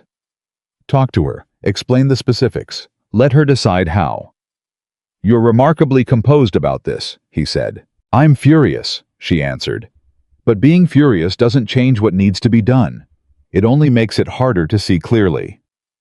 She looked at him. I learned that from my father. He said, feel the feeling, then set it down long enough to think. Oliver looked at her in the quiet of the empty shop in the last of the daylight coming through the front window, and something settled in him with the weight and permanence of something true. I am going to handle this, he said. We are going to handle it, she said. There's a difference, and you should know it. He did know it. He had known it, perhaps, since a cold morning in a linen shop when a woman had told a wealthy man to wait his turn and not even looked away. Hey. Yes, he said, we are. She stood and began her final closing tasks with the efficient movements of habit, and he stayed and helped without being asked. And neither of them spoke for a while, and the quiet between them was not empty, but full of the particular quality of something that has been tested and has held. He left when the shop was closed and the lamps were out. On the walk to his horse, he made 3 decisions. He would speak to Lady Margaret in the morning. He would not allow Richard Hale to operate in the dark. And he would not now or at any point thereafter, fail to tell Esther White the truth of things. Not because she required it of him, because she deserved it. And because he had spent enough of his life in rooms where the truth was managed and shaped and angled, and he was done with all of it. He was done. Lady Margaret received Oliver at 7 in the morning. This was not unusual. She had kept early hours her entire adult life on the principle that the first 2 hours of the day belonged entirely to the person who claimed them, and she had been claiming them with disciplined consistency for 6 decades. What was unusual was the expression on her face when he finished telling her about Hale and the Marsh dinner and the specific shape of what was being constructed in the social channels of the county. She was quiet for a long moment after he finished. Then she said, "He made a mistake." Oliver looked at her. Hale. He chose the wrong target. She set down her cup. A woman who works in a shop with no family name to protect her, no male relative to speak for her. That is the kind of woman men like Richard Hale believe they can damage without consequence. He has done it before. He knows the method. She looked at Oliver steadily. What he does not know is that this particular woman has already demonstrated in front of witnesses that she does not respond to pressure by becoming smaller. And he does not know that I am paying attention. "What will you do?" Oliver asked. "What needs doing?" She stood with the efficiency of a woman who had made decisions like this before, and understood that the time between decision and action was where damage accumulated. "I am going to host a dinner, next Friday, 20 people. The kind of people whose opinion in this county is not debatable." She looked at him. "You will bring Esther." "She may not want to be displayed," he said carefully. "She is not going to be displayed. She is going to be introduced." Lady Margaret moved to her writing desk. "There is a difference, and you will explain that difference to her before she decides. And Hale," she picked up her pen. "Hale will hear about the dinner. He will understand what it means without being told explicitly, which is the only way these things work. A man who operates through implication is best answered through implication." She looked up. "But first, I am going to pay a call on Mrs. Marsh." Oliver stared. This morning. She was already writing. "While the situation is still fluid, before Hale has had enough time to make the version he's constructing feel like the established version." She looked up at him once more with the particular clarity of a woman who had navigated difficult social terrain for 40 years and had never once lost her footing. "Go and speak to Esther. Tell her what I've said. Tell her I am asking, not requiring. And tell her exactly that I have never asked anyone to do something I did not believe they were capable of doing with complete dignity." He left Ashfield and rode to Whitmore with the frost breaking under the horse's hooves and his mind already at the conversation ahead. Esther heard him out without moving. She was standing behind the counter when he came in. Hartwell not yet arrived, the shop just unlocked, the morning still clean and unoccupied. He told her what Lady Margaret intended. The dinner. 20 people. The introduction that was not a display. When he finished, she was quiet for a moment. "She's going to use her position to correct the narrative," Esther said. "Yes. She doesn't have to do that." "No. She wants to." Esther looked at the counter. Something moved through her face, not sentiment exactly, but the particular quality of a person encountering genuine generosity from an unexpected angle and being honest about what it costs them to receive it. "I told you I don't need rescuing," she said. "You told me that," he agreed. Lady Margaret's view is that this is not rescue. This is a powerful woman choosing to stand beside someone she has decided is worth standing beside. A pause. Her words, not mine. Esther looked at him. "And what do you think?" "I think," he said carefully, "that you are capable of standing entirely on your own, and that it is not a diminishment of that capability for someone who respects you to choose to stand with you." She was quiet for another moment. The morning light was changing brighter now, coming through the front window at a low angle. "All right," she said. "I'll come." "You're certain?" She looked at him directly. "I said I'll come. I don't say things I'm not certain of." He nodded. He was almost to the door when she spoke again. "Oliver." He turned. "What is Lady Margaret going to say to Mrs. Marsh this morning?" "I don't know exactly." A pause. "Will it be honest?" "With Lady Margaret," he said, "it is always honest, sometimes uncomfortably so." Esther's mouth moved the smallest suggestion of a smile. "Good," she said. "That's the only kind worth having." Lady Margaret arrived at the Marsh house at 10 o'clock unannounced, which was a specific social choice. An announced call gave the recipient time to prepare a position. An unannounced call from a woman of her standing required the recipient to receive her immediately and without the armor of preparation, which was precisely the point. Mrs. Marsh received her in the front sitting room with a composure that did credit to her training. She was a handsome woman of 50, with the particular bearing of someone who had managed their household and their social position with equal strategic attention for 3 decades. She offered tea. She made the appropriate conversation. She waited. Lady Margaret accepted the tea, made 2 minutes of conversation, then set her cup down. Elizabeth. She used the first name with the easy authority of a woman who had known Mrs. Marsh since before her marriage. "I want to speak plainly, because I think you prefer it, and because what I have to say deserves plainness." Mrs. Marsh looked at her. "Of course. Oliver Kingsley is going to make his intentions toward Esther White clear formally in the near future. I am telling you this directly so that you hear it from me and not from the version of it that is currently being assembled by Richard Hale in the dining rooms of this county." A silence. Mrs. Marsh set her own cup down very carefully. "I see. Hale's version," Lady Margaret continued, "involves a narrative in which Miss White is a scheming woman of low station who has deliberately positioned herself to take something from your daughter. I want you to know, because you are an intelligent woman and you deserve the truth, that this narrative is false in every particular." "You know her well." Mrs. Marsh's voice was controlled. Careful. "I know her better than most people in this county know anyone." Lady Margaret's voice was level. "I watched her for several weeks in circumstances where she had absolutely nothing to gain from being decent.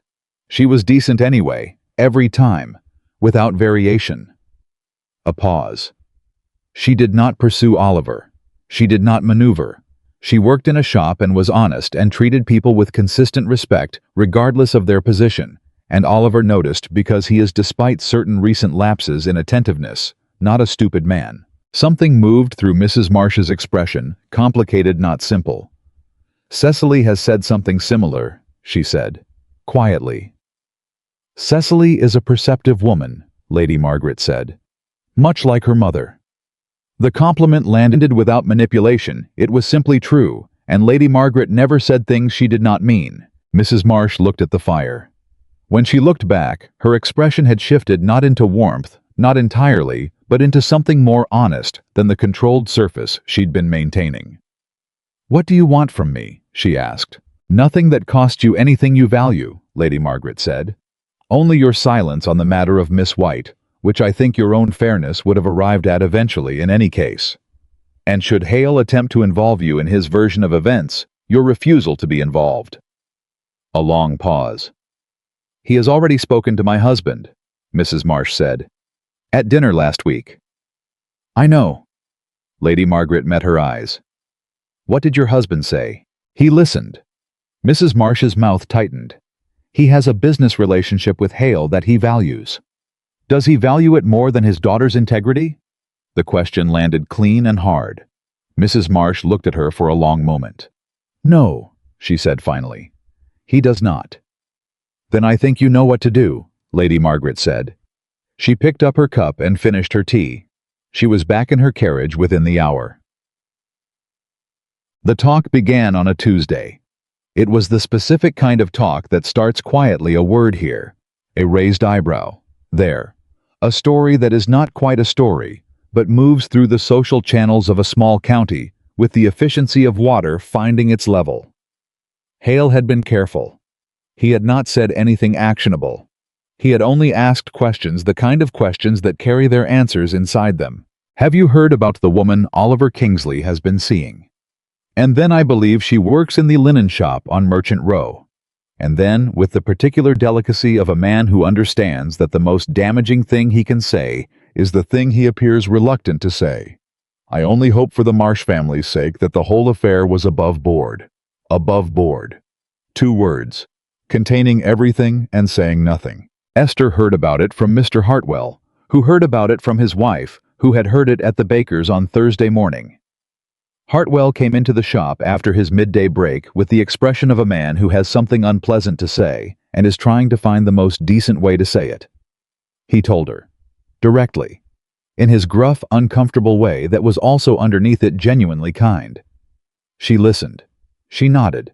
She thanked him for telling her. When he went back to the stockroom, she stood at the counter alone for a moment, above board. She turned the words over, felt the shape of them, felt beneath the shape the specific quality of anger she reserved for deliberate unfairness, not the hot anger of shock, but the cold, steady anger of recognition.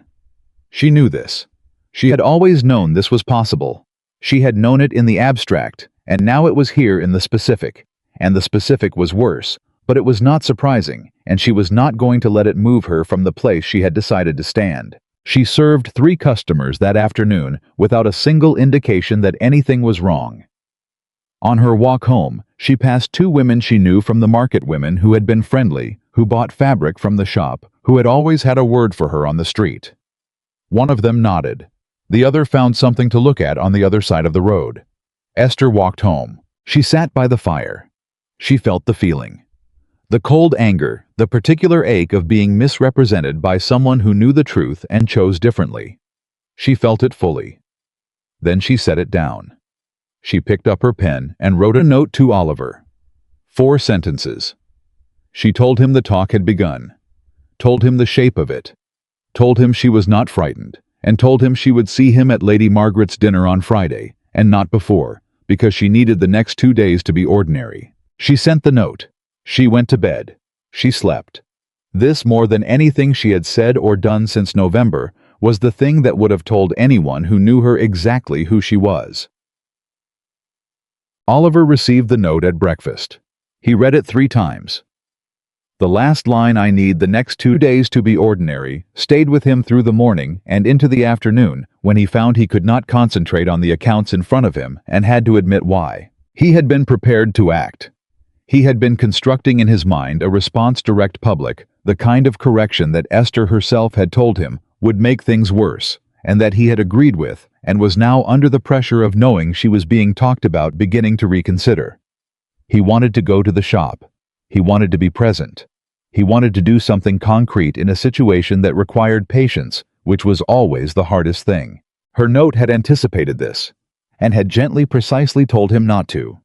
He put the accounts aside. He went to find his great-aunt. She was in the garden, not gardening, simply walking the slow, deliberate walk of a woman who thought better when her body was occupied. She looked up when he came through the gate. She's asked for 2 ordinary days, he said. Lady Margaret kept walking. He fell into step beside her.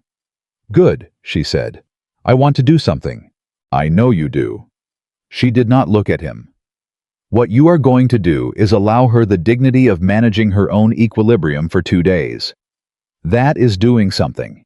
It is in fact the something she has specifically asked for. He was quiet. She is not a person who needs to be managed, Lady Margaret said. You know this. I know it. Then practice knowing it when it's difficult, not just when it's easy. He walked beside her for another moment. The dinner is ready. The invitations went out yesterday. 20 people. The right 20. She paused. Mrs. Fenwick has already replied yes. The Aldershaws. Dr. Pemberton. A pause. Mrs. Marsh has replied yes. He stopped walking. Mrs. Marsh is coming. His great-aunt kept walking. I told you she was an intelligent woman. He stood and watched her continue down the path and felt something loosen in his chest. Not relief entirely, but the precursor to it, the sense that the worst of what had seemed possible was perhaps not the shape the situation would take. He caught up with her. And Hale was not invited, she said simply. He will know why. The fact of his exclusion will say more than anything I could say directly. And the people who are invited will understand that the person I am choosing to introduce is someone I am personally vouching for. She glanced at him. Which I am, without reservation. He looked at his great-aunt.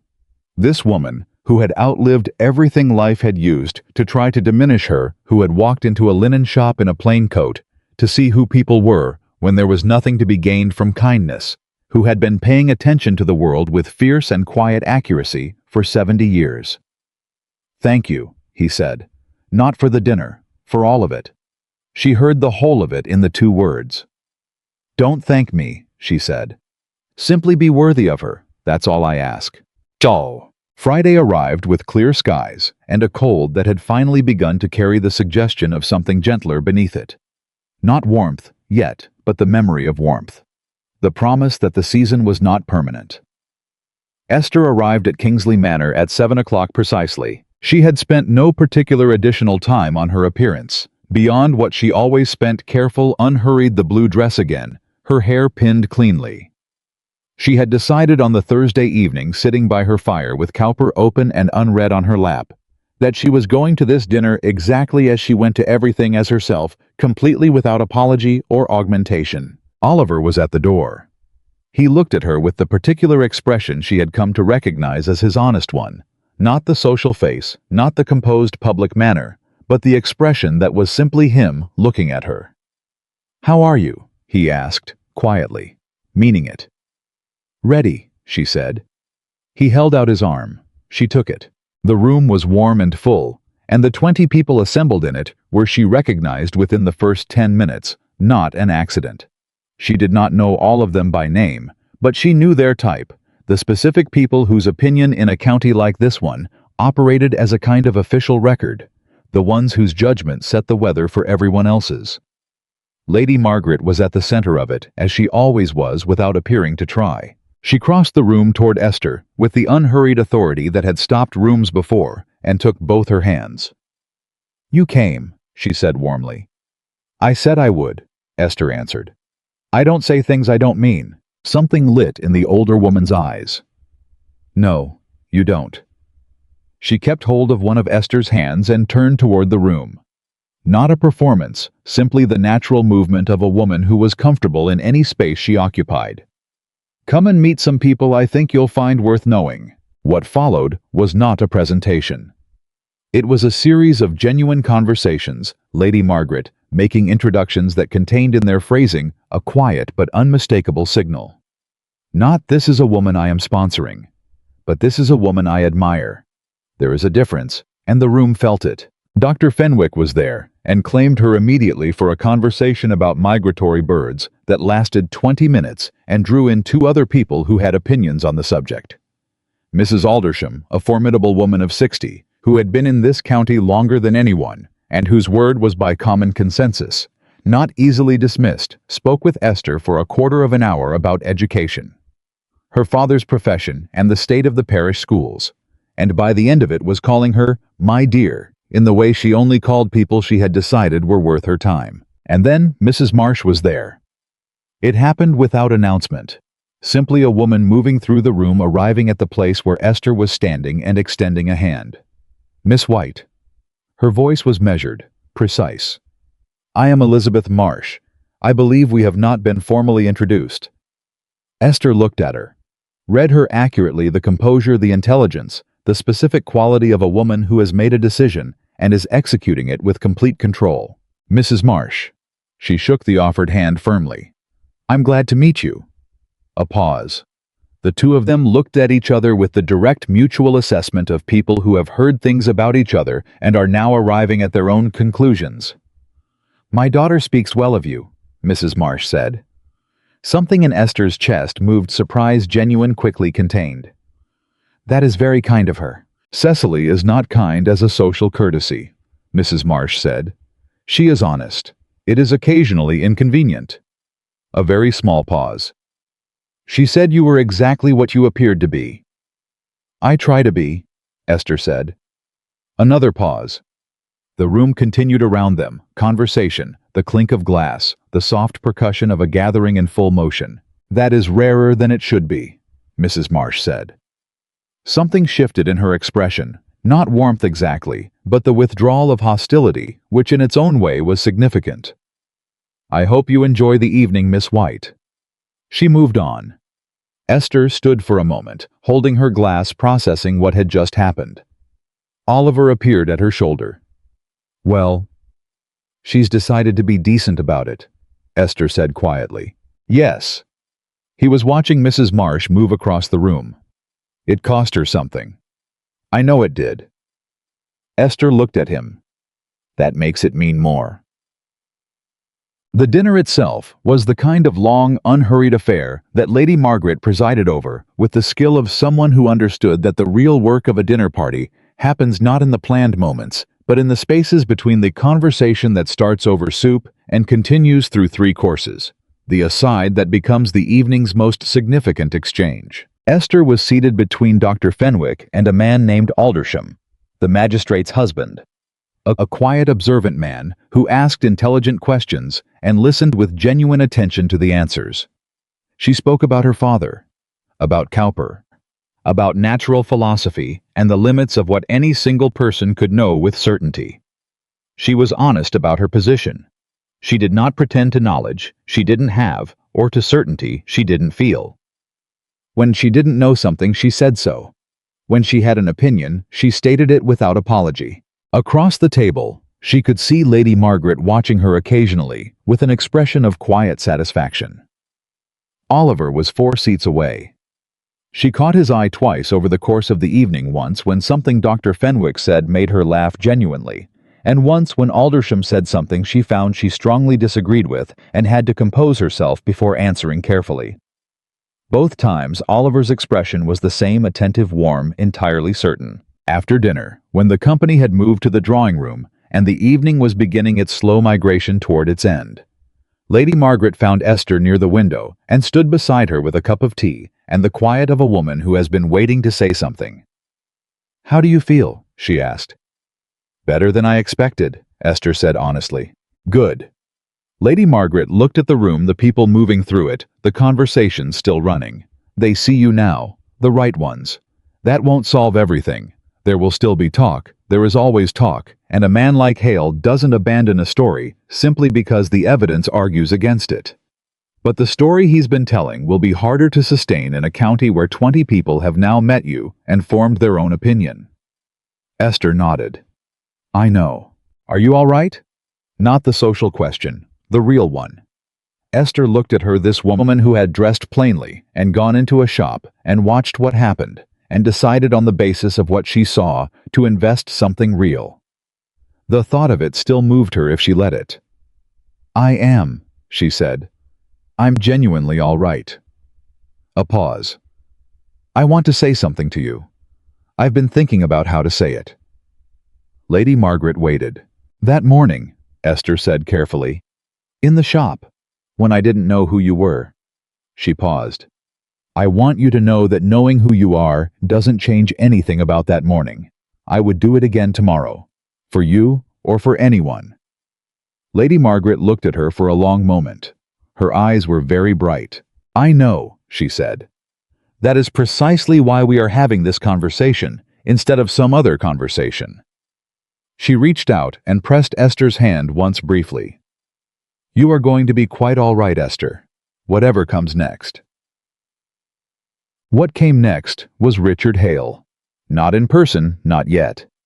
But his version of events had traveled far enough and settled deeply enough that it arrived at Hartwell's shop on Monday morning in the form of a woman named Mrs. Colton, a customer of 10 years, always pleasant, always reliable, who came in and purchased her usual order and then hesitated at the door before turning back. Esther. She looked at her with the uncomfortable expression of someone carrying something they wish they weren't. I want you to know whatever people are saying, I don't believe it. Not for a moment. The specific reassurance that tells you exactly how bad the version of the story has become. Thank you, Esther said. Her voice was steady. I appreciate that. Mrs. Colton left. Esther turned back to her work. 2 hours later, a different kind of visitor arrived. Hale himself. He came into the shop at mid-morning when it was moderately busy, not so full that a confrontation would be immediately witnessed by a crowd, but not empty enough that he could claim privacy. Calculated. Esther registered this immediately. He did not go to the fabric. He came directly to the counter. Miss White? His voice was pleasant. That was the first sign. Men like Hale were never pleasant without intent. Mr. Hale.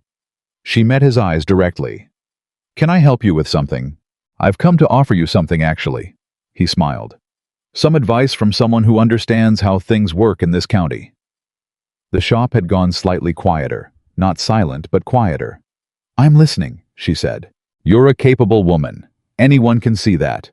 And what you have with Kingsley, whatever it is, I have no doubt is genuine in its way. He paused, letting the implications pool. But capable women who understand their position also understand when a situation has become complicated. When continuing in a direction might cost more than it returns. She looked at him steadily. Are you telling me to end things with Oliver Kingsley? I'm suggesting, he said carefully, that you consider the landscape, your position here, your livelihood, the reputation you've built in this town. A pause. These are things a sensible woman protects. The room had gone quiet enough now that the conversation was audible to the people nearby. He knew it. This was the point, the public moment, the performative generosity of a man appearing to offer counsel while actually delivering a threat. Esther placed both hands flat on the counter. When she spoke, her voice was completely clear. Not raised, not aggressive, simply precise with the particular quality of someone who has decided that the moment requires complete honesty regardless of the audience. Mr. Hale. She looked at him directly. I think you've mistaken me for someone who makes her decisions based on what other people want her to do. I don't. A pause. My reputation in this town is built on 23 years of honest work and honest dealing. It does not require your protection, and it is not threatened by any story that depends for its power on people choosing not to think carefully. She held his gaze. If you have fabric to purchase, I am happy to help you. If not, I have other customers to attend to. The silence held for exactly 3 seconds. Then Mrs. Colton, still in the shop, she had been looking at ribbon near the door, started clapping. Once, twice, 3 times. Nobody else clapped, but nobody looked away. Hale's face underwent a rapid series of adjustments. Surprise, anger, the specific calculation of a man assessing the damage in real time. He looked around the shop, read the faces. He picked up his hat. Good day, Miss White, he said. The pleasantness was gone. Good day, she said. He left. The bell chimed above the door. Mr. Hartwell appeared from the stockroom doorway. He looked at Esther. He looked at the door. He looked back at Esther. He said nothing. He went back to the stockroom. But when Esther glanced toward the stockroom 10 minutes later, the door was slightly open, and through the gap she could see him standing with his back to her, and his shoulders were shaking in the particular way that meant he was laughing. Oliver heard about it by 3 o'clock. He had 3 separate accounts before he reached Merchant Row from his solicitor's clerk, from a woman who ran the milliner's 2 doors down from Hartwell's, and from his groom, who had heard it from someone at the public house, which was the fastest channel in the county for anything worth knowing. All 3 accounts agreed on the essential facts. The specific wording varied. The effect did not. He came to the shop at 4:30 when the afternoon business was winding down. Esther was folding the last of the day's disturbed stock. She looked up when he came in, and something in her face acknowledged that she knew he'd heard. "I had a conversation with Hale," she said. "I know." He came to the counter. "Are you all right?" "I'm perfectly all right." She set down the fabric. He made his move in public, which meant I could answer it in public, which resolved things considerably more efficiently than they would have resolved otherwise. He looked at her for a long moment. "You're not shaken." "I was angry," she said honestly. "I'm still a little angry. He came into this shop and attempted to threaten me in front of my customers and my employer. And he did it with that specific kind of pleasantness that is designed to make the target feel that arguing back would be unreasonable." She looked at him steadily. "I find that kind of pleasantness the most offensive thing a person can produce." "And so you answered him?" "And so I answered him." A pause. "Was that wrong?" "No." His voice was very clear. "It was right. It was exactly right." She looked at him for a moment. Then something moved through her expression, not quite relief, but the recognition of being seen accurately. "He won't stop entirely," she said. "Men like that don't." "No. But the story he was telling requires people to believe the version of you that doesn't exist. And this county has now in the last week had 2 significant opportunities to observe the version of you that does." He paused. "He's fighting against evidence." She was quiet for a moment. "Lady Margaret's dinner helped." "More than you know." "And Mrs. Marsh coming." "That in particular." He looked at her. "She didn't have to come." "No." Esther's voice was soft. "She didn't." A pause. "She's a better woman than Hale thinks any of us are." He came around the end of the counter, something he had never done before, crossing from the customer side to the space behind where she stood. She looked at him as he came, and did not step back. He stood close enough that the conversation was entirely private. "I want to say something clearly," he said, "and I want you to hear it without managing it or analyzing it." She looked at him, waited.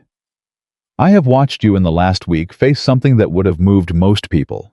It moved you.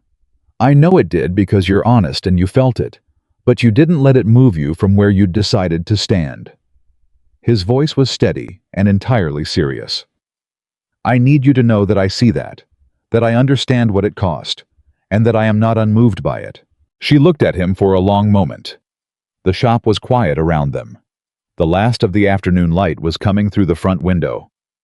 "You're a harder person to know than I expected," she said. "When I first saw you come through that door." "Is that good or bad?" "Good," she said. "Definitely good." He looked at her directly, with the full, honest weight of everything the last months had built between them. "Esther." His voice was quiet. "I am going to ask you something, and I want you to give me an honest answer, not a careful one." "I always give honest answers." "Then," he paused, "would you allow me to speak to you formally about what I think, what I know this is, about where I hope it goes?" The stillness between them was the kind that contains something already decided. She looked at him with the same direct, honest gaze she had used since the first morning he had walked through that door, and she had told him the woman he'd seen defended had come to the counter first. "Yes," she said, simply, completely. The word sat in the room with the weight of something that had been true for a long time and was only now being said aloud. Neither of them moved for a moment. Then the bell above the door chimed a late customer, entirely ordinary kneading thread, and Esther turned and smiled and went to help them, and Oliver stood in the quiet space behind the counter and watched her, and felt underneath everything the day had cost the particular solidity of something real. The thread arrived at Hartwell's on a Tuesday morning in February. Not thread for the shop, a letter. Sealed with the Kingsley crest, which Esther had never seen on correspondence addressed to her before. She recognized the wax before she recognized the handwriting. She held it for a moment, feeling the weight of it, then set it on the counter and finished serving the customer in front of her before opening it. This was the kind of discipline that had gotten her through the last 3 weeks. The insistence that ordinary things be done in their ordinary order, that the ground beneath her feet remain the ground she had always stood on, regardless of what was shifting elsewhere. The letter was short. "Esther, I would like to call on you at your home this Saturday at 2 o'clock with your permission. Not at the shop. At your home. I think you understand why I make the distinction. Oliver. She read it twice. She understood the distinction completely. The shop was professional ground neutral. Observe the place where she was. Esther White, of Hartwell's Fine Fabrics, competent and composed and excellent at her job. Her home was something else. Her home was where her father's books still lined the walls of the small sitting room, where she made her own dresses, where she sat by the fire with Cowper, when the world required more than she wanted to give it. Her home was herself without any professional architecture around it. I was asking to come to that. She wrote back Saturday at 2 o'clock. E.W. She folded the note, gave it to the delivery boy, and went back to work. For the next 4 days, she cleaned things that did not need cleaning and reorganized her bookshelves twice, and finally admitted to herself on the Friday evening that she was nervous, genuinely, simply nervous, and that this was not a weakness, but a reasonable response to a significant thing. She sat with the nervousness. Did not run from it. Did not perform composure she didn't feel. Saturday came. He arrived at 2 o'clock exactly. She had left the door slightly ajar, which he would understand was an invitation, and she heard his knock anyway, because he was that kind of man, the kind who knocks even when a door is open, because he would never assume. She opened the door. He stood in the cold February air with his hat in his hands, and he looked at her with the expression she had come to think of as his true face, the one without management or performance, the one that was simply him. "Come in," she said. He came in. He looked at the room. Not the way a wealthy man looks at modest circumstances, mapping the distance between his world and another's, but the way a person looks at a place that tells them something true about someone they care about. He looked at the bookshelves, at the worn chair by the fire, at the small table where she worked in the evenings, the sewing basket beside it. "Your father's books," he said. "Most of them." She gestured to the chair across from hers. "Sit down, there's tea." They sat. She poured. They were quiet for a moment, in the particular way they were often quiet together, full rather than empty. "I need to tell you something before I say what I came to say," he began. She looked at him. "All right. My solicitor has confirmed that the final portion of the estate debt will be resolved by next autumn." He paused. "I tell you this not because it changes anything about what I intend to say, but because I told you about the debt at the beginning, and I want you to have the same honest accounting now that I gave you then." She looked at him steadily. "It doesn't change anything for me either." "I know." A pause. "But you deserve to know." She nodded. Waited. He set down his tea, turned toward her directly with the full weight of someone who has arrived at the moment they have been moving toward for months and is not going to manage it. "I came here today to ask you to marry me," he said. No preamble, no elaborate architecture around it. Just the words plain and real. Not because it would be convenient, not because it resolves anything socially or practically, because I want to spend the rest of my life in honest conversation with you, and I believe I will be a better man for it, and I am not willing to let another season pass without saying so clearly. The fire burned. The room was warm. Esther looked at him for a long moment. "Oliver." Her voice was quiet and completely steady. "You know who I am. 12 pounds and a maid dress and my father's books. That is what you're proposing to marry." "Yes," he said. "I know exactly what I'm proposing to marry. I've been paying attention." Something in her chest moved, the particular movement of a thing that has been held carefully in place for a long time, finally allowed to settle into its actual position. "Then yes," she said. Simply. The same word she had offered him in the shop, carrying the same completeness. "Yes." He reached across and took her hand the first time he had done so, and held it with the straightforward warmth of a man who has finally arrived somewhere he intended to be. Neither of them spoke for a moment. Then Esther said, "Lady Margaret is going to be insufferable about having been right." Something broke through his face, a real laugh, full and unguarded, the kind she had heard from him only a handful of times and valued each one. "She already is," he said. "She told me last week she expected me to have done this a month ago." She was right about that too, Esther said. He was still holding her hand. She let him. The news moved through the county, the way important things always moved in small communities, faster than anyone announced it, and slower than everyone pretended not to know. By the following Tuesday, the essential facts had reached every significant household in the area, and the reactions were in their variety entirely predictable. Mrs. Aldersham called it the most sensible thing Oliver Kingsley had done since he took over the estate. Dr. Fenwick said he had seen it coming since November and was pleased to be right. Mrs. Colton of the shop, the one who had clapped, arrived at Hartwell's on Wednesday morning and embraced Esther with the uncomplicated warmth of someone who had been quietly rooting for a specific outcome and was not embarrassed to show it. Mr. Hartwell, true to form, said nothing for the first 2 days. On the third day, he came to the counter in the morning and set down a bolt of ivory silk, beautiful fabric, the best they carried, and said without looking at her, "I thought you might want something for a dress. Consider it a gift from the shop." Esther looked at the silk, looked at him. "That's very generous." "It's nothing." He went back to the stockroom. She looked at the silk for a long moment. It was not nothing. For a man who expressed affection primarily through gruff indirection, it was everything he knew how to say. She folded it carefully and set it behind the counter. The voice she had been waiting for, the one she expected to cost the most, came on Thursday. Cecily Marsh arrived at the shop at mid-morning. She came alone, no companions. She looked, if anything, more composed than she had at Lady Margaret's, gathering the composure of a woman who has decided something and is executing it with complete clarity. Esther served the 2 customers in front of her and then looked at Cecily directly. "Miss Marsh." Her voice was level.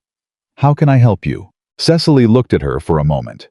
Then something shifted in her expression, not the controlled social surface, but something underneath it more honest. "I didn't come to purchase anything," she said. "I came because I thought the situation required something more than silence, and I am not comfortable with leaving it at silence." Esther waited. "I want to say something to you directly." Cecily's voice was precise and genuine. "What happened, the way things were allowed to sit without clarity, the space that Hale attempted to use, none of that was your fault. I want you to know I have said so, and that I mean it." Something moved through Esther's surprise, and behind it, a specific kind of relief she hadn't known she was carrying. "That is very generous," she said carefully. "It isn't generosity." Cecily's chin lifted slightly. "It's accuracy. I went to this shop because I wanted to see what you were. What I saw was a woman doing honest work." A pause. "The rest of it, what people assumed, what was allowed to remain unclear, that was not of your making." The 2 of them looked at each other, women who had been made by circumstance into something like adversaries, and who were choosing by mutual decision not to be. "I appreciate you coming," Esther said. "In person, you didn't have to." "No," Cecily agreed. "But I wanted to be able to tell myself I had done it." A very slight pause. "I understand you are to be married." "Yes." "Then I wish you well." Not warm, not yet, perhaps not ever, but genuine. The wishing of something real by a person who had decided that was the right thing to wish. "I mean that." "I know you do," Esther said. "Thank you." Cecily nodded, pulled on her gloves, walked to the door. At the threshold she paused, not turning back, just pausing. "You clapped," she said. "When you answered Hale, I heard about it." "Mrs. Colton clapped," Esther said. "I just answered." A sound came from Cecily Marsh that was briefly almost a laugh. Then she was gone. The twist came from the direction nobody had anticipated.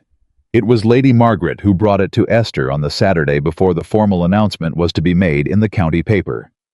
She arrived at the small house on the quiet street with her usual unhurried authority, accepted tea, and then sat forward slightly in the chair, with the expression she wore when she was about to say something that required attention. "I want to tell you something," she said, "that Oliver doesn't know I'm telling you. I am choosing to tell you anyway, because I believe you should know it, and because I believe you will understand why it matters." Esther set down her cup. I'm listening. Last autumn, Lady Margaret began. There was a woman in this county, a widow not young with 2 children, and a household that was significantly in debt. She applied to the estate for an extension on the rent. The previous year's harvest had failed badly, and she needed another season. She paused. The solicitor brought it to Oliver. The recommendation was to pursue the arrears and, if necessary, begin proceedings. Esther was very still. Oliver overruled the recommendation. Lady Margaret continued. He extended the tenancy for a full year with no interest on the arrears. He paid out of his own reduced capital for the repair of the farmhouse roof before winter because the woman had written in her letter that the children were sleeping in the kitchen to stay warm. Lady Margaret looked at Esther steadily. He told no one. I found out through my own channels, which I will not elaborate on. He has never mentioned it, not to me, not to anyone. The silence in the room was full and warm. Esther looked at the fire for a long moment. I was managing significant debt at the time, she said quietly. Yes. Lady Margaret's voice was soft. He was. He could have. It would have been entirely defensible to. Yes, Lady Margaret said again. It would have been. Many men in his position would have made the legal and practical choice without a moment's difficulty. She paused. He made a different one, quietly, without telling anyone, without expecting anything for it. Esther was quiet for a moment longer. When she looked up, her eyes were bright. Not with tears exactly, with something else. The specific quality of seeing a person clearly and finding that the clear view is unexpectedly more than you had hoped for. Why are you telling me? She asked. Because you told me once that you defended that woman in the shop, not because of who she was, but because she was human. Lady Margaret looked at her with the full direct warmth she rarely displayed. I want you to know that the man you are marrying made the same choice, quietly, when nobody was watching, when it cost him something real. She paused. I thought you should know who you are choosing. Esther looked at her. I already knew, she said softly. I know you did. Lady Margaret settled back. But knowing it with evidence is better than knowing it on instinct. You deserve both. Oliver came to the house that evening, as he had taken to doing on Saturdays, an informal visit, the kind that had already begun to establish itself as a pattern, as comfortable and ordinary as the patterns she had built into all the important things in her life. She told him she had spoken with Lady Margaret. He went very still. What did she tell you? About the widow, Esther said. With the 2 children, last autumn. Something moved through his face. Not embarrassment, but a kind of exposure, the expression of a person who has been seen doing something they did privately on purpose. She shouldn't have told you that, he said. I disagree. Esther looked at him directly. She told me because I deserve to know who you are. You already knew who I am. I did, she said, and now I know better. He looked away for a moment. When he looked back, something had settled in his expression, the acceptance of being seen fully, and finding that it did not require defense. I didn't do it for any particular reason, he said, only that it seemed wrong to do otherwise. I know. Her voice was quiet. That is exactly why it matters. They were quiet for a moment. Lady Margaret tells things when she decides they're worth telling, he said. Yes. Esther picked up her tea. I've noticed that about her. I find it one of her most valuable qualities.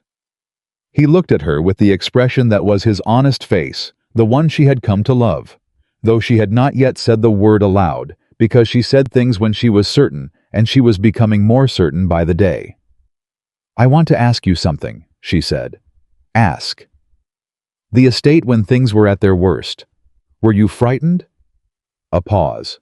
The honest pause. Yes. And now? He looked at her steadily. Not in the same way. Because the debt is resolving. Because he stopped. Tried again with the directness she had always required of him.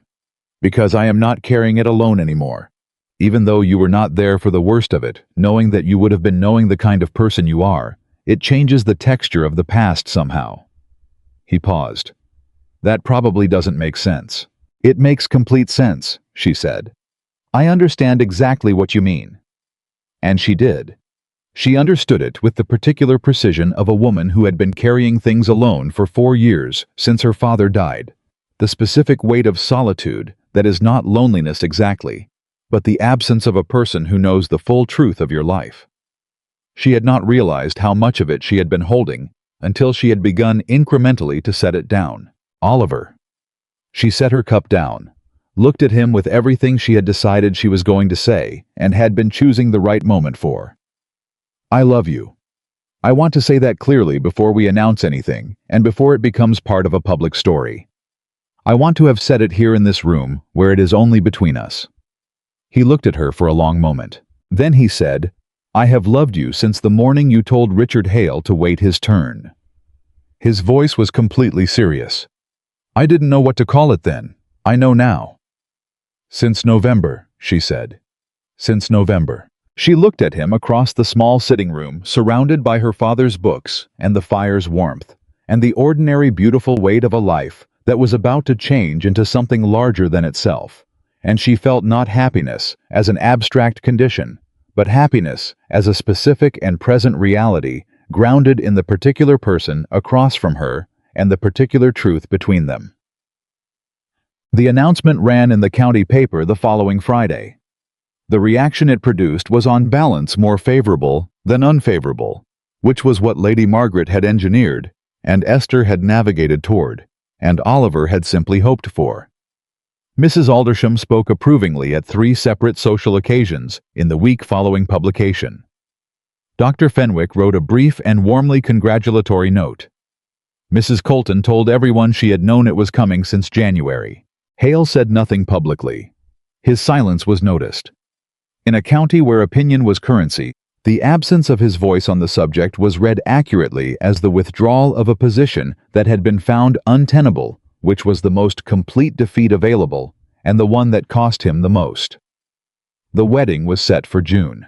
Lady Margaret involved herself in the planning with the particular energy of a woman who has been waiting for something specific to celebrate and intends to celebrate it thoroughly. She had opinions about flowers, and opinions about guests, and opinions about the ceremony that she expressed with characteristic precision. Oliver deferred to Esther on everything except 3 matters that he felt strongly about, and told her clearly which 3 and why, and she agreed with him on 2 of them, and overruled him on the 3rd, and he accepted this with such complete equanimity that she loved him measurably more for it. On the morning 2 weeks before the wedding, Esther worked her last day at Hartwell's Fine Fabrics. Mr. Hartwell had known it was coming for months and had hired a girl to take her place, a serious, capable 17-year-old named Agnes, who Esther had spent 4 weeks training with the thoroughness she brought to everything she did well. At the end of the day, when Agnes had gone and the shop was quiet, Hartwell came to stand beside her at the counter for the last time. He did not say much. This was consistent with who he was. You were the best I ever had, he said gruffly. I told you that before. You did, she agreed. I mean it now, too. I know. He nodded, picked up the ribbon spool, set it down. If you ever need anything. Mr. Hartwell. Her voice was warm and direct. You gave me employment when I needed it, and treated me with consistent decency for 3 years. That is not a small thing. I won't forget it. He looked at the counter. His throat moved. Well, he said. Good. He went to the stockroom. She heard him moving around in there for a few minutes. When she picked up her coat and turned toward the door, she found he had come back out and was standing behind the counter with his hands clasped in front of him. She looked at him. Good luck to you, he said. And then, with the difficulty of a man who finds the words he means the hardest to say, you deserve it. Every bit of it. She crossed the shop and did something she had never done before in 3 years of working for him. She embraced him. Briefly, simply, with the complete sincerity she brought to everything she did. He stood quite still under it. Then he patted her shoulder twice with the careful awkwardness of a man who is not accustomed to being embraced and is not entirely sure what to do with his hands. She pulled back. Thank you, she said, for everything. She walked out. The bell chimed above the door. She stood on Merchant Row for a moment in the late spring air. Warmer now, the county's cold finally releasing its grip, the trees in the churchyard at the end of the street beginning to show green.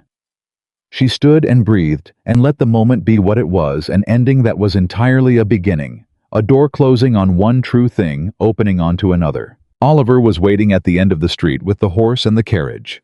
He had come to walk her home, had simply come without being asked, because he had understood that the last day at the shop was significant, and that significant days deserved to be met by someone who cared. She walked to him.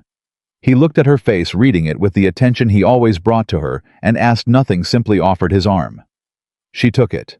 They walked through Whitmore in the early evening, past the baker's and the milliner's, and the solicitor's office, past the second-hand bookseller, where she had bought Cowper, past the church, where her father had taught his students to read, through the streets she had walked her entire life, and she felt the full, honest weight of who she was, and what she had built, and what she was about to walk toward. "Are you all right?" Oliver asked. Quietly. The real question. Yes. She held his arm. "I'm genuinely all right." He nodded. They kept walking. The wedding took place on a Saturday in June, in the parish church at Whitmore, in the presence of Lady Margaret and Dr. Fenwick and Mrs. Colton and Mrs. Aldersham and 20 others who had made their peace with what was real, and the sun came through the church windows in the particular way it does in early summer, clean and unhurried and without any condition. Lady Margaret watched Esther walk down the aisle with the expression of a woman who has known for a long time what she was looking at, and has never been in doubt, and has always been right. Esther did not look at the walls or the windows or the assembled faces. She looked at Oliver. He was looking back. His expression was the honest one, the face without management, the face that was simply him, present and certain and entirely there. She walked to him. She stood beside him. She made her promises in the clear, direct voice of a woman who meant every word she said, which she always did, which everyone who knew her understood without being told. Years later, many years, when the estate had long since resolved its debts, and the county had long since absorbed the story into its fabric, when the woman who had once stood behind a linen counter was known simply as the woman she had always been, people still talked about the mourning in Hartwell's fine fabrics, the elderly woman in the worn coat, the merchant who had tried to have her removed, the young woman behind the counter who had stepped forward without hesitation, without calculation, without any knowledge of what it would cost or what it would return. Some people told the story as a lesson. Some told it as a romance. Some told it simply because it was true, and truth in the right hands does not need embellishment. What Oliver remembered when he thought about it, and he thought about it often, in the particular way a man returns to the moment that changed the direction of everything, was not the incident itself. It was what she had said to him much later, when he had asked her what she had been thinking in that moment when she had looked across the counter at an old woman being humiliated and chosen to step forward. She had looked at him with a simplicity that contained everything. "I wasn't thinking anything," she had said. "I just saw someone who needed someone to stand with her, and I was there, so I stood." That was Esther. That had always been Esther. A woman who did not calculate what kindness was worth before she offered it. A woman who told the truth because it was the truth, and stood her ground because the ground was worth standing on, and loved with the same complete and unhurried honesty that she brought to everything else in her life. She had not set out to change Oliver Kingsley's understanding of what mattered. She had not set out to earn Lady Margaret's respect, or navigate a county's social architecture, or prove anything to anyone. She had only ever set out to be every day exactly who she was. And in the end, that was the whole of it. That was everything. Not her title, she had none. Not her wealth, she had little. Not the approval of the people who had watched her, and judged her, and tried to tell her what she was worth. Only herself, offered honestly without apology every single day. That was what remained. That was what had always been enough. That was Esther White.